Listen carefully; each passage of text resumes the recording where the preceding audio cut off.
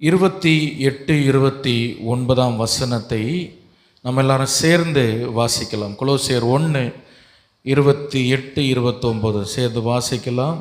எந்த மனுஷனையும் கிறிஸ்து இயேசுவுக்குள் தேறினவனாக நிறுத்தும்படிக்கு அவரையே நாங்கள் அறிவித்து, எந்த மனுஷனுக்கும் புத்தி சொல்லி, எந்த மனுஷனுக்கும் எல்லா ஞானத்தோடும் உபதேசம் பண்ணுகிறோம். அதற்காக நான் எனக்குள்ளே வல்லமையாய் கிரியை நடப்பிக்கிற அவருடைய பலத்தின்படி போராடி பிரயாசப்படுகிறேன். என்ன சேர்ந்து வாசிக்கணும், அது எடுக்கவே இல்லை போல, அப்படிதானே? ஒருக்கா கூட சேர்ந்து வாசிக்கலாம். எந்த மனுஷனையும் கிறிஸ்து இயேசுவுக்குள் தேறினவனாக நிறுத்தும்படிக்கு அவரையே நாங்கள் அறிவித்து, எந்த மனுஷனுக்கும் புத்தி சொல்லி, எந்த மனுஷனுக்கும் எல்லா ஞானத்தோடும் உபதேசம் பண்ணுகிறோம். அதற்காக நான் எனக்குள்ளே வல்லமையாய் கிரியை நடப்பிக்கிற அவருடைய பலத்தின்படி போராடி பிரயாசப்படுகிறேன். கரங்களை உயர்த்தி இந்த வார்த்தைகளுக்காக கர்த்தர் நம்மோடு பேசும்படியாக, ஆவிக்குரிய வாழ்க்கையிலே நாம் வளர, அடுத்த நிலையில் போக, ஹல்லேலூயா, கர்த்தர் கிருபை தரும்படியாய் நன்றி ஆண்டவரே. ஹல்லேலூயா. உம்மோடு செலவிடும் ஒவ்வொரு நிமிடமும் வீணாக போகாதையா, என்னை பலவானாய் மாற்றுமையா. உம்மோடு செலவிடும் ஒவ்வொரு நிமிடமும் வீணாக போகாதையா, என்னை பலவானாய் மாற்றுதையா. உம்மோடு செலவிடும் ஒவ்வொரு பாடலாமா? வீணாக போகாதையா, என்னை பலவானாய் மாற்றுதையா. ஓ தேவ பிரசன்ன, பாடுங்க. ஆனந்த ஓ தேவ ஜீசஸ், என்ன ஆனந்த ஆகாயம் கொண்டு செல்லுதே, ஆகாயம் கொண்டு செல்லுதே. ஹல்லேலூயா. ஆவிக்குரிய வாழ்க்கையிலே நாம் அடுத்த கட்டம் செல்ல நாம் என்ன செய்ய வேண்டும்? இதுதான் இன்னைக்கு நம்ம பார்க்க போறோம். நம்முடைய பூமிக்குரிய வாழ்க்கையின் ஆசீர்வாதங்கள், மேன்மைகள் எல்லாம் நம்முடைய ஆவிக்குரிய வாழ்க்கையை பொறுத்து அமைகிறது. ஒரு மனுஷனுடைய ஆத்துமா இல்லைன்னா அவனுடைய ஆவிக்குரிய வாழ்க்கை பலவீனமாக இருக்கும் பொழுது அந்த மனுஷனால் எதிலையும் ஒரு ஆசீர்வாதத்தை பார்க்க முடியாது. வேதம் சொல்கிற கர்த்தர் யோசேப்போடு இருந்தார், அவன் காரிய சித்தி உள்ளவனாய் மாறினான்.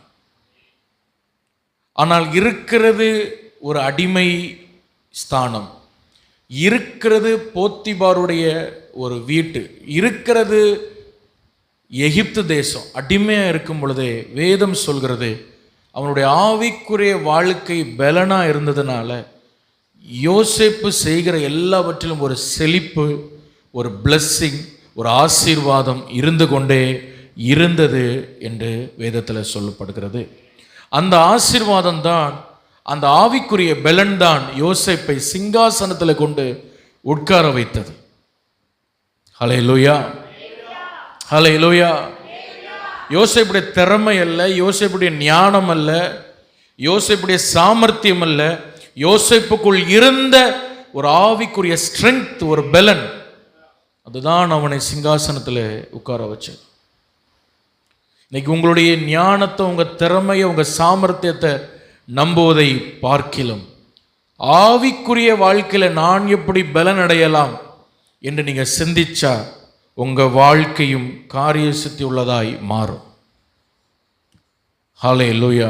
நீங்கள் செய்கிறது வாய்க்கும். ஹல்லேலூயா. அதுக்காக போராட்டம் வராது, பிரச்சனை வராதுன்னு நான் சொல்லலை. கண்டிப்பாக உலகத்துக்காய் வாழ்கிறவனுக்கும் கர்த்தருக்காய் வாழ்கிறவனுக்கும் ஒரு வித்தியாசத்தை ஆண்டவர் காமிச்சே தீர்வார். ஹல்லேலூயா. நான் உலகத்துக்காய் வாழாம கர்த்தருக்காய் நிற்கும் பொழுது எனக்கும் மற்றவர்களுக்குள்ள ஒரு வித்தியாசத்தை எனக்குள்ளும் வெளியிலும் கர்த்தர் கண்டிப்பா காட்டுவார். சில நேரங்கள் அது தாமதிக்குமே தவிர அது ஒரு நாளும் நடக்காம இருக்காது. எப்படியாயிலும் அவரை நம்மை கொண்டு அவர் வெளிப்படுத்துவார். ஹல்லேலூயா. இப்ப நம்முடைய ஆவிக்குரிய பலனை குறித்து ரொம்ப கவனமா இருங்க. நீங்க நிறைய நேரங்கள் நினைக்கிறேன், நான் செய்யற காரியங்கள்ல ஒரு ஆசீர்வாதம் இல்லை, நான் செய்யற விஷயங்கள்ல ஒரு ஆசீர்வாதம் இல்லை, என் குடும்பத்தில் நிறைய பிரச்சனை போராட்டம் இருக்கு. ஒருவேளை உங்க ஆவிக்குரிய வாழ்க்கை பலவீனமா இருப்பதனால் சத்துரு அப்படிப்பட்ட கிரியைகளை செய்யலாம். ஹல்லேலூயா.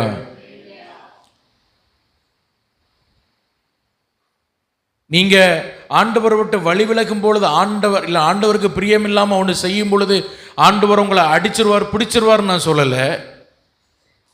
ஆனா என்ன விஷயம் தெரியுமா, ஆண்டவருக்கு பிரியம் இல்லாம நம்ம ஒரு காரியத்துல நம்ம ஈடுபடும் பொழுது பிசாசுக்கு நம்மாகவே நம்முடைய வாழ்க்கையில கதவுகளை திறந்து கொடுக்கிறோம். கர்த்தரங்க வந்து நம்மளை அடிக்கணும்னு அவசியமே இல்லை. ஹல்லேலூயா. நாமவே பிசாசுக்கு கதவுகளை திறந்து கொடுக்கிறோம். பைபிள் சொல்கிறது, அவன் கொல்லவும் அழிக்கவும் வருகிறானே அன்றி வேற ஒன்றுக்கும் வரான். அவன் வந்துட்டான், வேலை காட்டத்தான் செய்வான். அப்போ நம்முடைய ஆவிக்குரிய வாழ்க்கை தேர வேண்டும். என்ன வேணும்? தேறி போகணும். அதாவது அடுத்த கட்டம் போகணும். நம்முடைய ஸ்தாபனத்தின் தலைமை போதகருக்கு, அதாவது ஃபவுண்டருக்கு ஆண்டவர் கொடுத்த ஒரு தரிசன வார்த்தையாக்கும் இந்த கொலோசியர் 1:28. அப்படியே ஸ்தாபனத்தின் ஒரு அஸ்திபார வசனம் கொலோசியர் 1:28. எந்த மனுஷனையும் கிறிஸ்து இயேசுவுக்குள் தேறினவனாய் நான் நிறுத்த வேண்டும். ஹல்லேலூயா. இன்னைக்கு நான் ஆவிக்குரிய வாழ்க்கையிலே ஒரு தேறின நிலையிலே, ஒரு அடுத்த கட்ட நிலையிலே நான் போக வேண்டும். இந்த கொலோசிய சபைக்கு அப்போஸ்தலனாகிய பவுல் சொல்கிறார், நான் உங்களுக்காக நீங்க தேரும்படி, நீங்க பலப்படும்படி நான் ஜெபத்தில் இருந்து போராடி கொண்டிருக்கிறேன். உங்களை முகமுகமா பார்க்கல, ஆனா உங்களுக்காக நான் பிரயாசப்படுகிறேன், போராடுகிறேன். ஹல்லேலூயா. எதுக்கு? நீங்க ஆசீர்வாதமா இருக்கணும்னா, உங்க கடன் பாரம் மாறணும்னா, உங்க பிள்ளைக்கு கல்யாணம் நடக்கணும்னா, நீங்க ஒரு வீடு கட்டணும்னா, அதெல்லாம் தானா நடக்கும். எப்போ நடக்கும்? பவுல் சொல்கிறார், நீங்கள் கிறிஸ்து இயேசுவுக்குள் தேறினவரா மாறிட மாட்டீங்களா? ஏன்னா இதெல்லாம் ஆசீர்வாதம்லாம் நமக்கு தேவைதான். ஒரு மனுஷனுக்கு இந்த உலகத்தில் என்ன தேவை இருந்தாலும் அந்த தேவை நிறைவேறும் போது அடுத்த தேவை வந்துடும். எந்த மனுஷனும் எனக்கு ஒரு தேவை இல்லைன்னு சொல்கிறாங்களா? இல்லை. வாழ்க்கையில் ஒவ்வொரு கட்டத்துலையும் ஒவ்வொரு தேவை வந்துக்கிட்டு தான் இருக்குது. ஒரு விஷயம் நடக்கும்போது அடுத்த விஷயம் நம்ம ஃபோக்கஸ் பண்ண தான் செய்கிறோம். நல்லது தான். ஆனால் எது முக்கியமானது, எது நிரந்தரமானது, எது நம்மோட கடைசி வரைக்கும் வரும் என்பதை நம்ம கொஞ்சம் கவனிக்கணும்.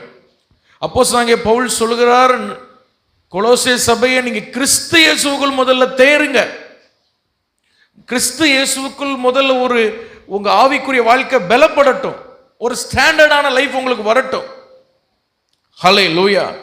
கிறிஸ்து இயேசுவுக்குள் உங்களுடைய லைஃப் சரியாகும் பொழுது ஆட்டோமேட்டிக்கா இங்க சரியாக வேண்டியது அது சரியாகும். ஹல்லேலூயா. அதுக்காக நான் என்ன பண்ணுகிறேன்? நான் பிரயாசப்படுகிறேன்னு சொல்கிறார். பிரயாசப்படுகிறேன். நல்ல கவனிங்க, உங்க ஆவிக்குரிய வாழ்க்கையில உங்க ரட்சிப்புக்கு விரோதமாய் பிசாசு எந்த அளவுக்கு போராடினானோ, ஆனா அந்த போராட்டத்தை தாண்டி ஆண்டவர் உங்களை ரட்சித்தார். ஒரு ஆமென் சொல்லுங்க.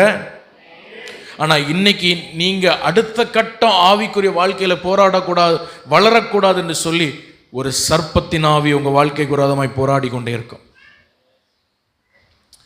அப்போஸ்தலனாகிய பவுல் போன்ற மிக விலையேறப்பெற்ற ஒரு பரிசுத்தவான் உங்களுக்காக ஜெபம் பண்ணி கொண்டிருந்தாலும் அந்த சர்ப்பத்தின் ஆவி உங்களுக்கு விரோதமாய் வந்து போராடதான் செய்யும். ஹல்லேலூயா. 1 கொரிந்தியர் 11:2 பவுல் சொல்கிறார், கொரிந்திய சபையே, உனக்காக நான் தேவ வைராக்கியம் பாராட்டி கொண்டிருக்கிறேன். என்ன வைராக்கியம்? சாதா வைராக்கியம் இல்லை. என்ன வைராக்கியம்? தேவ வைராக்கியம். ஆகிலும் அடுத்த வசனத்துல சொல்றார், வாசிங்க. 1 கொரிந்தியர் 11:3 வாசிங்க.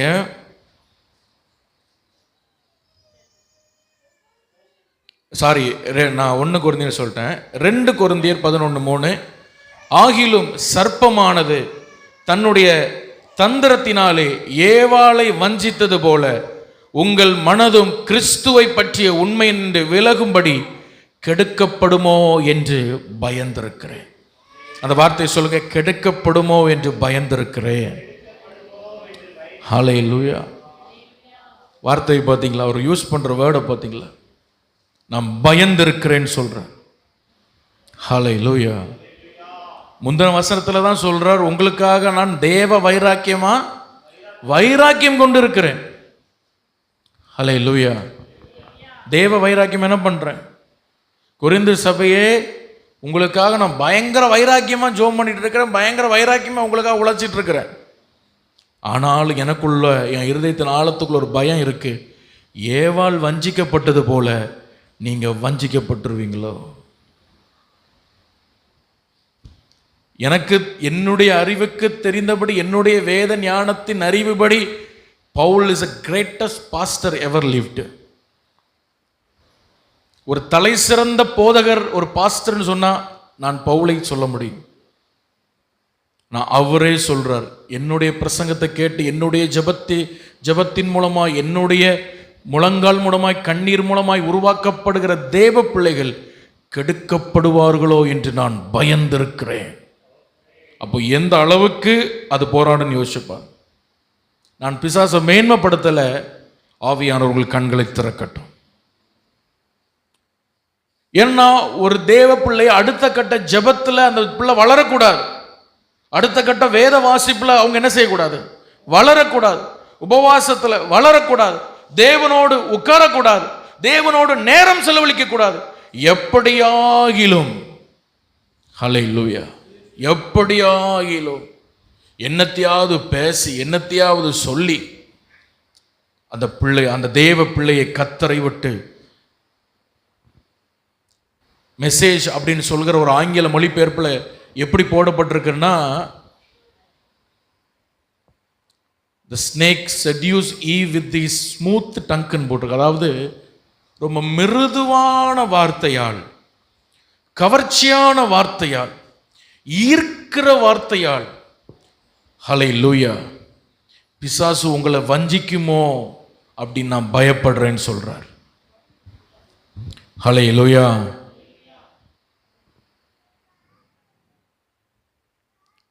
அப்படியே ஆண்டவர்கிட்ட நம்முடைய வலது கரத்தை உயர்த்தி ஹல்லேலூயா ஒரு சின்ன ஜெபம் பண்ண போறோம். நம்ம எல்லாரும் அந்த சர்ப்பத்தின் ஆவி மேல, அந்த பொல்லாத சர்ப்பத்தின் மேல ஒரு அதிகாரத்தையும், அவனுடைய தந்திரத்தை விட விலையேறப்பெற்ற ஒரு ஞானத்தையும் இந்த கால வேளையிலே கர்த்தர் நமக்கு கொடுக்க முடியாது. எல்லாரும் கண்களை மூடி ஹல்லேலூயா ரிபலா ஷபடா துடபலா ரகபலா ரபரா.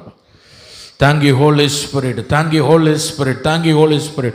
எல்லாரும் அப்படியே ஜெபம் பண்ண ஆரம்பிங்க. ஆண்டவரே, நான் என் ஆவிக்குரிய வாழ்க்கையில் அடுத்த கட்டம் வளர முடியாதபடி என் வாழ்க்கைக்கு விரோதமாய் போராடுகிற அந்த சர்ப்பத்தின் வல்லமையை நான் ஜெயிக்க எனக்கு அதிகாரமும் ஞானமும் வேணும். இந்த 2 வார்த்தையை சொல்லி ஜெபம் பண்ணுங்க. எனக்கு அதிகாரம் வேணும், எனக்கு ஞானம் வேணும். எல்லாரும் ஜெபம் பண்ணுங்க. ஹல்லேலூயா. அந்த அதிகாரத்தையும், அவனுடைய தந்திரத்தை ஜெயிக்கிற ஒரு ஞானத்தையும், அவனுடைய வல்லமையை கீழ்ப்படுத்துகிற ஒரு அதிகாரத்தையும் கர்த்தர் இந்த கால வேளையில் நம்மையில் வைப்பாராக. அப்படியே கொஞ்சம் ஆவியில நிரம்பி எல்லாரும் ஜெபம் பண்ணுங்க பார்ப்போம். நல்ல கை முடிந்தா கைகளை தட்டி எல்லாரும் கர்த்தரை ஸ்தோத்திரம் பண்ணுங்க. ஹல்லேலூயா. கர்த்தரின் ஆராதனை வேளையிலே பரிசுத்த ஆவியானவர் ஒரு அதிகாரத்தையும் ஒரு ஞானத்தையும் உங்களுக்கு தருவார். நல்ல கைகளை தட்டி திலபரா கபடா ஷடபல திரபல கபல பரபா. என் ஆவிக்குரிய வாழ்க்கையில நான் ஆசீர்வாதமா இருக்கக்கூடாதுன்னு, இந்த பூமிக்குரிய வாழ்க்கையில அடுத்த கட்ட ஆசீர்வாதத்துக்கு போகக்கூடாதுன்னு, என் குடும்பத்துக்குள்ள வந்து சாபத்தின் வழியாய் பாவத்தின் வழியாய் போராடி கொண்டிருக்கிற அந்த சர்ப்பத்தின் நாவியை நான் காலின் கீழாய் நசுக்குகிறேன்னு சொல்லுங்க. நான் நசுக்கிறேன்னு சொல்லுங்க. இயேசு கிறிஸ்து இந்த காலை வேளையிலே உங்களுக்கு அந்த அதிகாரத்தை தருகிறார். அவன் ஏற்கனவே தோற்கடிக்கப்பட்டவன், ஏற்கனவே இயேசுவின் சிலுவையினால் அவன் தோற்கடிக்கப்பட்டவன். நல்ல கைகளை தட்டி கர்த்தரை ஸ்தோத்திரம் பண்ணுங்க, ஜெபம் பண்ணுங்க. இவ்வளவுதான் ஜெபம் பண்ண முடியுமா உங்களுக்கு? நல்ல ஜெபம் பண்ணுங்க. ஹல்லேலூயா. ஒரு அதிகாரம் உங்களுக்கு உண்டாகட்டும், ஒரு ஞானம் உண்டாகட்டும், ஒரு அபிஷேகம் உங்களுக்கு கர்த்தர் உண்டு தருவாராக. அதிகமா தேவ சமூகத்தில் உட்கார, அதிகமா வேதத்தை தியானிக்க, கர்த்தருடைய வேதத்தை தியானிக்கும் என் கண்கள் திறக்கப்பட்டது என்று தாவீது சொன்னது போல, துடபல கபட துடபல பரபரபரபரபா சிகபல துடபரபரபரபா. ஹல்லேலூயா, ஹல்லேலூயா. ராகபாலா சந்தடாதியாந்தரபலா. நன்றி ஆண்டவரே. அந்த சர்ப்பத்தின் ஆவியை ஜெயிக்க நமக்கு அதிகாரம் வேணும், ஞானம் வேணும். என்ன வேணும் சொல்லுங்க? ஹல்லேலூயா. அந்த 2 கொரிந்தியர் 11:2 ஒருக்கா கூட வாசிங்க. 2 கொரிந்தியர் 11:2 வாசிங்க. நான் உங்களை கற்புள்ள கன்னியாக கிறிஸ்து என்னும் ஒரே புருஷனுக்கு ஒப்பு கொடுக்க நியமித்தபடியால் உங்களுக்காக தேவ வைராக்கியம் கொண்டு. இந்த வசனத்துக்கு அர்த்தம் என்ன? உங்களை கற்புள்ள கன்னிகையாக கிறிஸ்து என்னும் ஒரே புருஷனுக்கு ஒப்பு கொடுக்க நான் நியமித்தபடியால். இதை நான் ஒரு சம்பவத்தை வச்சு நான் விளக்குறேன். ஒரு கற்பனை சம்பவம்னு வைங்களேன். அப்போஸ்தலனாகிய பவுல் இந்த கொரிந்து சபையில் உள்ளவங்களுக்கு ஞானஸ்தானம் கொடுக்கிறார். நீங்கள் கற்பனை பண்ணிக்கோங்க, அது ஒரு குளமோ ஒரு ஆறோ ஏதோ ஒரு இடம், ஒரு ஞானஸ்தான தொட்டியோ. அப்போ அதிலிருந்து ஒவ்வொருவராக அவர்கிட்ட ஞானஸ்தானம் வர்றாங்க. அவர் கேட்குறார், இயேசுக்கா நீ வாழுவியா? ஆமாம் நான் வாழுவேன். இனி இந்த உலகத்தை வெறுத்து உலகத்துக்கு பின்பாக நான் போகாமல் இயேசுவுக்கு பின்பாக போவேன்னு வாக்கு கொடுக்குறியா? ஆமாம் நான் வாக்கு கொடுக்குறேன். ஹல்லேலூயா. நான் பின்னிட்டு பார்க்க மாட்டேன், நான் எனக்கு நியமித்த ஓட்டத்தில் பொறுமையாக ஓடி நான் ஜெயிப்பேன்னு நீ வாக்கு கொடுக்குறியா? நான் வாக்கு கொடுக்குறேன். என்ன போராட்டம் பிரச்சனை வந்தாலும் இயேசுக்காக ஜீவனே போனாலும் நிற்பேன்னு வாக்கு கொடுக்குறியா? நான் வாக்கு கொடுக்குறேன். உனக்குள்ள கிரீடத்தை கடைசி வரை காத்துக்கொள்வியா? நான் காத்துக்கொள்வேன். அப்போ பவுல் எல்லா வாக்குறுதியும் கேட்டுட்டு அவங்க மேலே தலையில் கை வச்சு வானத்தை பார்த்து, பரலோக பிதாவே, உம்முடைய குமாரன இயேசுவின் நாமத்தினால் உம்முடைய பிள்ளை சொன்ன எல்லா வாக்குறுதியும் நீர் கேட்டீர். இந்த வாக்குறுதி அப்படியே இந்த பிள்ளைக்கு நீர் கேட்டு அங்கீகரித்தபடியால் நீர் எனக்கு கொடுத்த அதிகாரத்தின்படி பிதா குமாரன் பரிசுத்தாவின் நாமத்தில் இந்த பிள்ளைக்கு ஞானஸ்நானம் கொடுக்கிறேன்னு தண்ணியில் மூக்கி எடுத்துட்டார். இப்போ அந்த நபர் எழும்பி அப்படியே போயிட்டார். பவுல் அந்த தொட்டிக்குள்ளே இல்லைன்னா அந்த தண்ணிக்குள்ளே நின்றுட்டு அவர் ஆண்டவரை பார்த்து அழுறாரு. எப்படி அழுறார் தெரியுமா? ஆண்டவரே, இந்த தேவ பிள்ளையை உம்முடைய கையில் நான் பிடிச்சு கொடுத்துருக்கிறேன். ஹல்லேலூயா, ஹல்லேலூயா. இவர்கள் கடைசி வரைக்கும் உமக்கு ஒரு நல்ல மனவாட்டியா இருப்பார்கள்னு நான் இப்போ வாக்கு கொடுத்துருக்கிறேன். ஹல்லேலூயா. நான் இப்போ என்ன பண்ணியிருக்கிறேன்? வாக்கு கொடுத்துருக்கிறேன். உமக்கு நான் ஒரு வாக்கு கொடுத்துருக்கிறேன் ஆண்டவரே. ஆமென் சொல்லுங்க. ஹல்லேலூயா. இவர்கள் கற்புள்ள கன்னிகையாக உமக்கு. நல்ல கவனிங்க, இதனுடைய அர்த்தம் ரொம்ப ஆழமானது. நம்ம ஊர் திருமணம் மாதிரி யூதர்களுடைய திருமணம் அல்ல. அவங்க திருமணம் எப்படி தெரியுமா? ஒரு கணவன் மனைவியும் என்கேஜ்மெண்ட் ஆகிட்டு அப்படின்னா அந்த கணவர் அந்த பையன் அவர் போயிடுவார். நம்ம என்கேஜ்மெண்ட் டைம்லேயே மேரேஜ் டேட்டை ஃபிக்ஸ் பண்ணுறோம், அங்கே அப்படி ஃபிக்ஸ் பண்ண மாட்டாங்க. ஹல்லேலூயா. அந்த கணவர் அந்த பையன் போயிட்டு அவங்க அப்பா கூட சேர்ந்து அவன் வாழ்வதற்காக, இனி வரப்போகிற வருங்கால மனைவியோடு வாழ்வதற்காக ஒரு வீட்டை அவன் கட்ட ஆரம்பிச்சிருவான். அதனால தான் இயேசு சொன்னார், நான் போகிறேன், ஒரு ஸ்தலத்தை உங்களுக்காக ஆயத்தம் பண்ண போகிறேன்னு சொன்னார். அதுக்கப்புறம் அவன் எப்போ வருவான்னு தெரியாது, எப்போ வருவாங்கன்னு தெரியாது.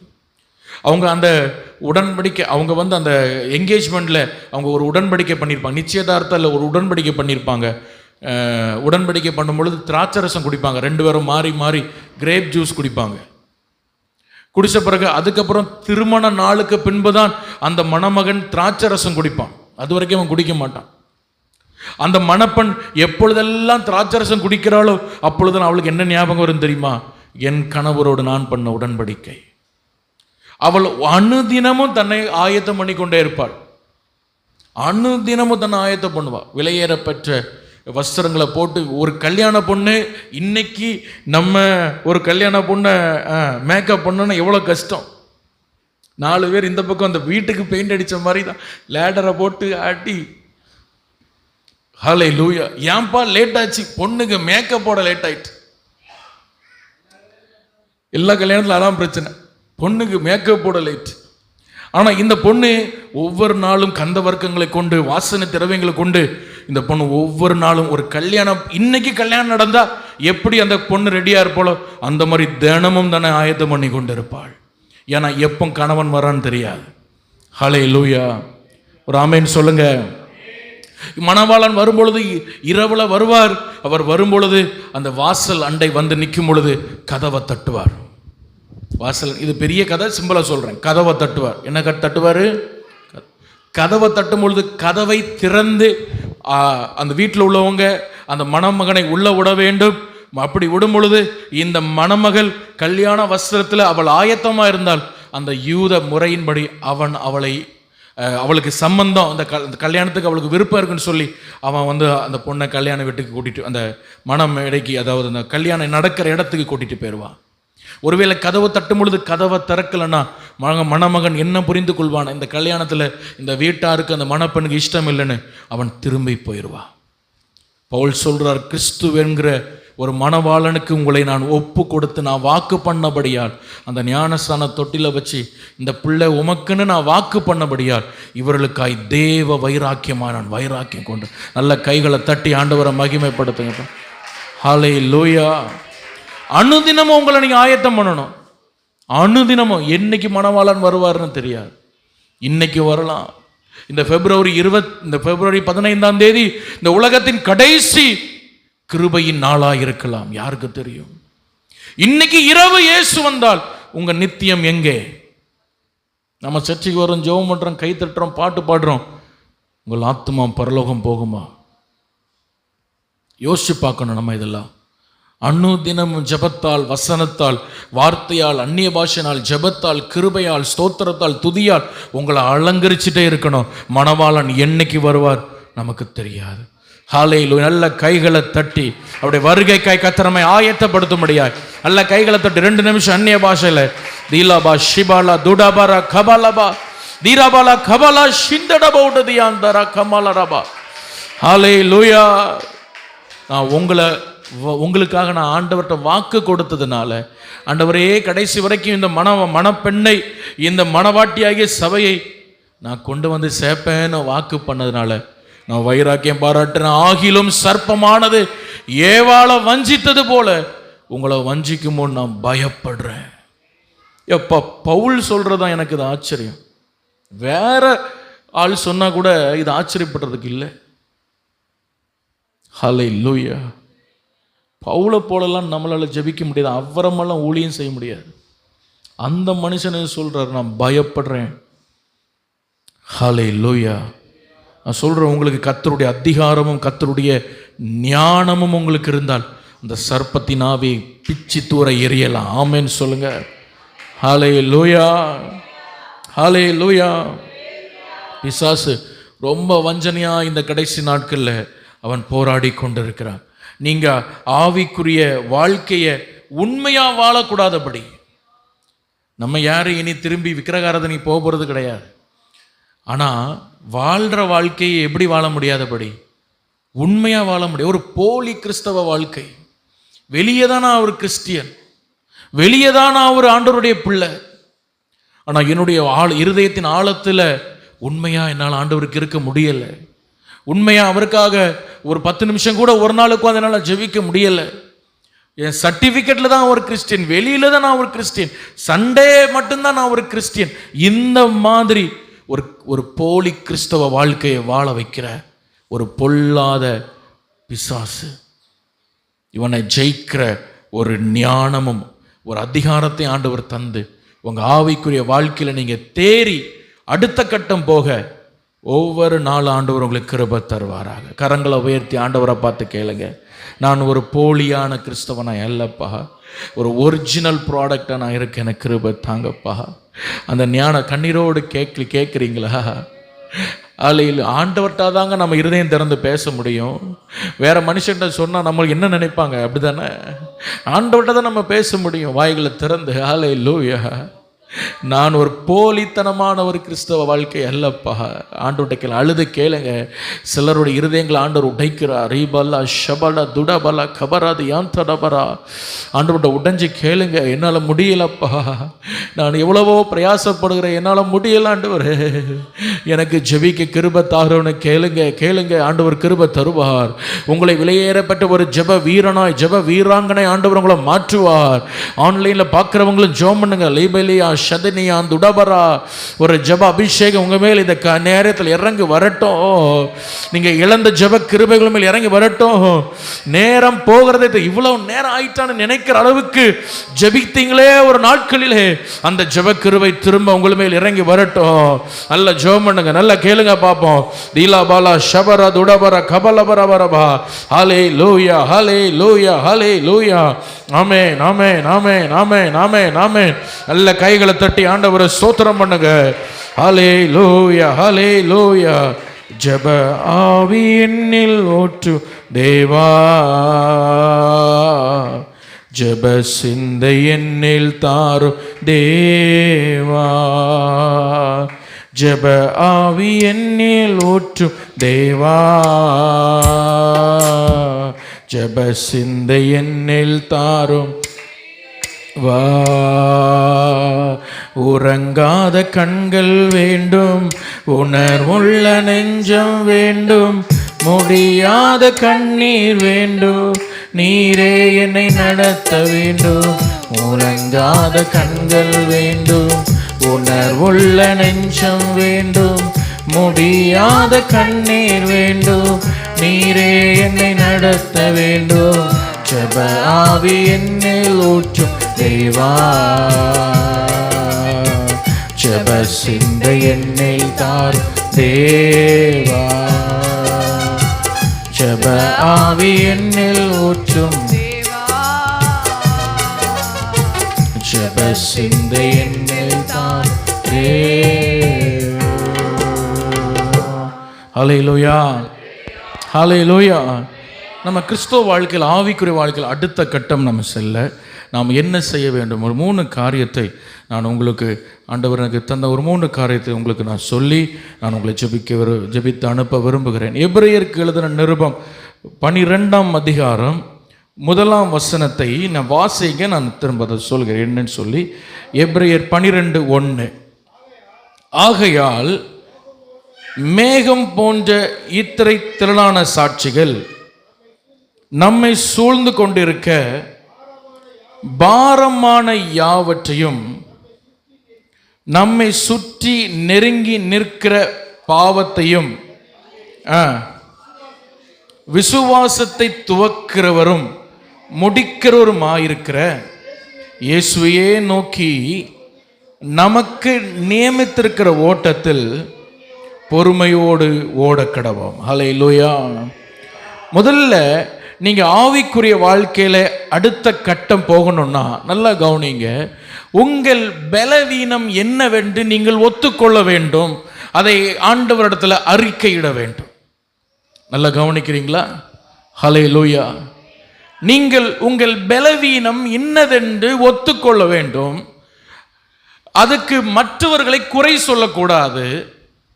அதை ஆண்டவரிடத்தில் சொல்லி, ஆண்டவரே இந்த பலவீனம் என்னை விட்டு மாற எனக்கு உதவி செய்ய வேண்டும் என்று ஆண்டவர் நோக்கி கூப்பிடணும். அந்த பலவீனத்தை உண்டு பண்ணுகிற எந்த காரியமாக இருந்தாலும் அந்த நபரையோ அந்த பொருளையோ அந்த காரியத்தை உங்கள் வாழ்க்கையை விட்டு தள்ளி வைக்கணும். ஒரே வார்த்தையில் சொல்லணும்னா, accept your mistake, accept your failure. உங்கள் பலவீனத்தை, உங்கள் தோல்வியை ஒத்துக்கொள்ளணும். ஆமென் சொல்லுங்க. ஹல்லேலூயா. நல்ல கவனிங்க. நீங்க மட்டும் பலவீனப்பட்டவங்க கிடையாது. எவ்வளவு பெரிய பரிசுத்தவானா இருந்தாலும் அவர்களுக்குள்ள ஒரு பலவீனம் இருந்து கொண்டே தான் இருக்கும். ஹல்லேலூயா. காரணம் என்ன? அந்த end of the day we are human. நம்ம எல்லாம் மனிதர்கள். ஹல்லேலூயா. என்னதான் பரிசுத்தவான்களா இருந்தாலும், என்னதான் 30 மணி நேரம் ஜெபம் பண்ணாலும் அவர்களுக்குள்ள ஒரு பலவீனம் இருக்கும்.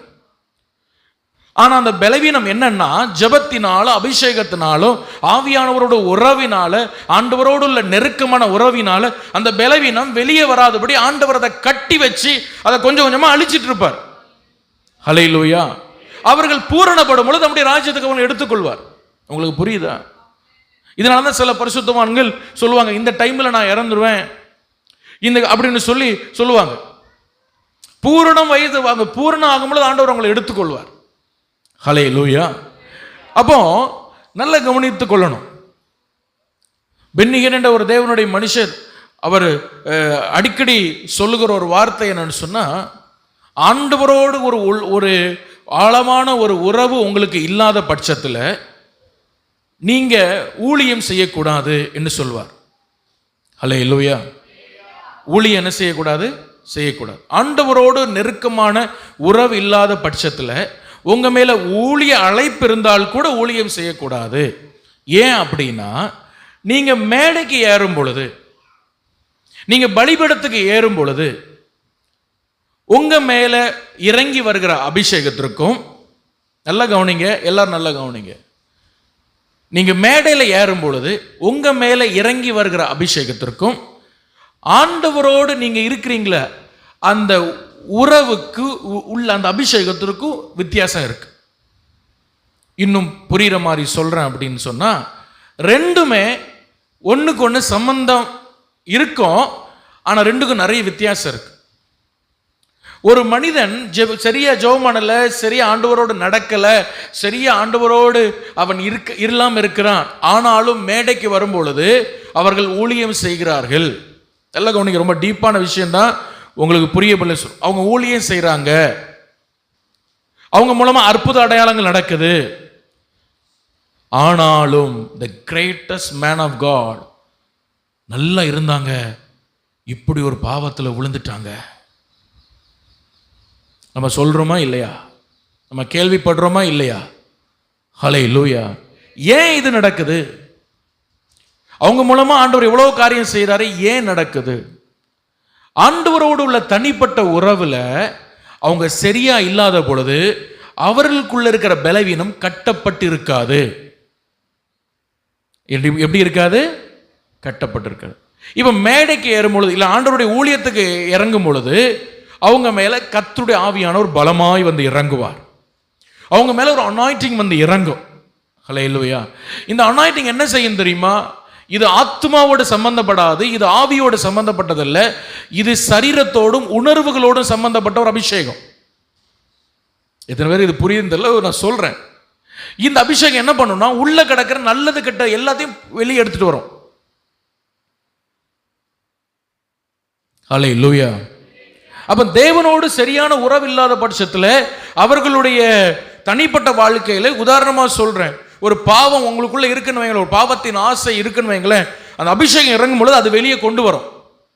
அதனாலதான் பயங்கரமா வல்லமையை பயன்படுத்தப்படுறது, அடுத்த நாளே போய் பாவத்தில் விழுறது. ஹல்லேலூயா. அப்போ நீங்க நினைக்க கூடாது, அப்ப மேடையில் ஏற எல்லாருமே அப்படியா? எவ்வளவோ நல்லா பயன்படுறாங்க பரிசுத்தவான்கள். சிலவங்க ஜெபிக்காத பொழுது ஆண்டவர் அவங்களை பயன்படுத்துறது இல்லை, அதுவும் உண்மைதான். ஆண்டவர் அவங்களை நேசிக்கும் பொழுது, அவங்க சரியா ஆண்டவரோடு உறவு இல்லாத பொழுது ஆண்டவர் அவங்களை ஒழுங்கா பயன்படுத்த மாட்டார். ஹல்லேலூயா. அப்போ ஆண்டவரோடு உள்ள உறவு வந்து ஒரு தூண் மாதிரி, நல்லா கவனிங்க, எப்படிப்பட்டது? ஒரு தூண் மாதிரி. மேடையில் அவங்க ஏறி பயன்படுறாங்க பாருங்க, அவங்க மேல ஒரு அபிஷேகம் இறங்க பாருங்க, அந்த தூண் அந்த அபிஷேகத்தை பிடிச்சு நிற்கும். ஹல்லேலூயா. நல்ல ஆண்டவரோடு உறவு நல்ல ஆழமான உறவு இருக்கும் பொழுது அவங்க வல்லமையாய் பயன்பட முடியும். ஹல்லேலூயா. ஆனா இப்படி இருக்கிற ஒரு தேவ பிள்ளை, எல்லா பயத்தோடு சொல்றேன், திடீர்னு அந்த ஆண்டவருடைய உறவு கட்டாகுது. ஆனா அவங்க மேல அந்த அபிஷேகம் இறங்கி கொண்டு தான் இருக்கு. மேடையில் இறங்கும் போது பிசாசு ஓடுது, நோய் சுகமாகுது. அந்த அபிஷேகம் உள்ள இருக்கிற எல்லாத்தையும் கிண்டி வெளியே கொண்டு வரும் பாருங்க.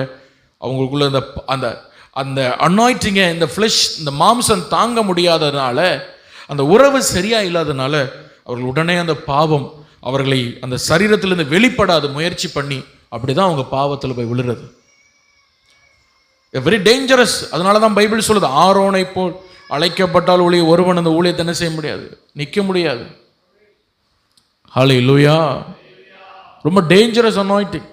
உங்களில் அதிக ஆக்கனை உண்டு என்று சொல்லி அநேகர் போதகராகாதிருங்கள்னு சொல்றார் பவுல். ஹல்லேலூயா. அப்போ நல்லா கவனிங்க, உங்களுடைய அடுத்த கட்ட ஆவிக்குரிய வாழ்க்கைக்கு நீங்க போகணும் அப்படின்னா முதலாவது தேவனுடைய சமூகத்தில் போய் உட்கார்ந்து, ஆண்டவரே இதுதான் என் பலவீனம், எனக்கு எப்படி ஆகில் இதுல ஒரு விடுதலை தரணும்னு முதல்ல ஒத்துக்கொள்ளணும்.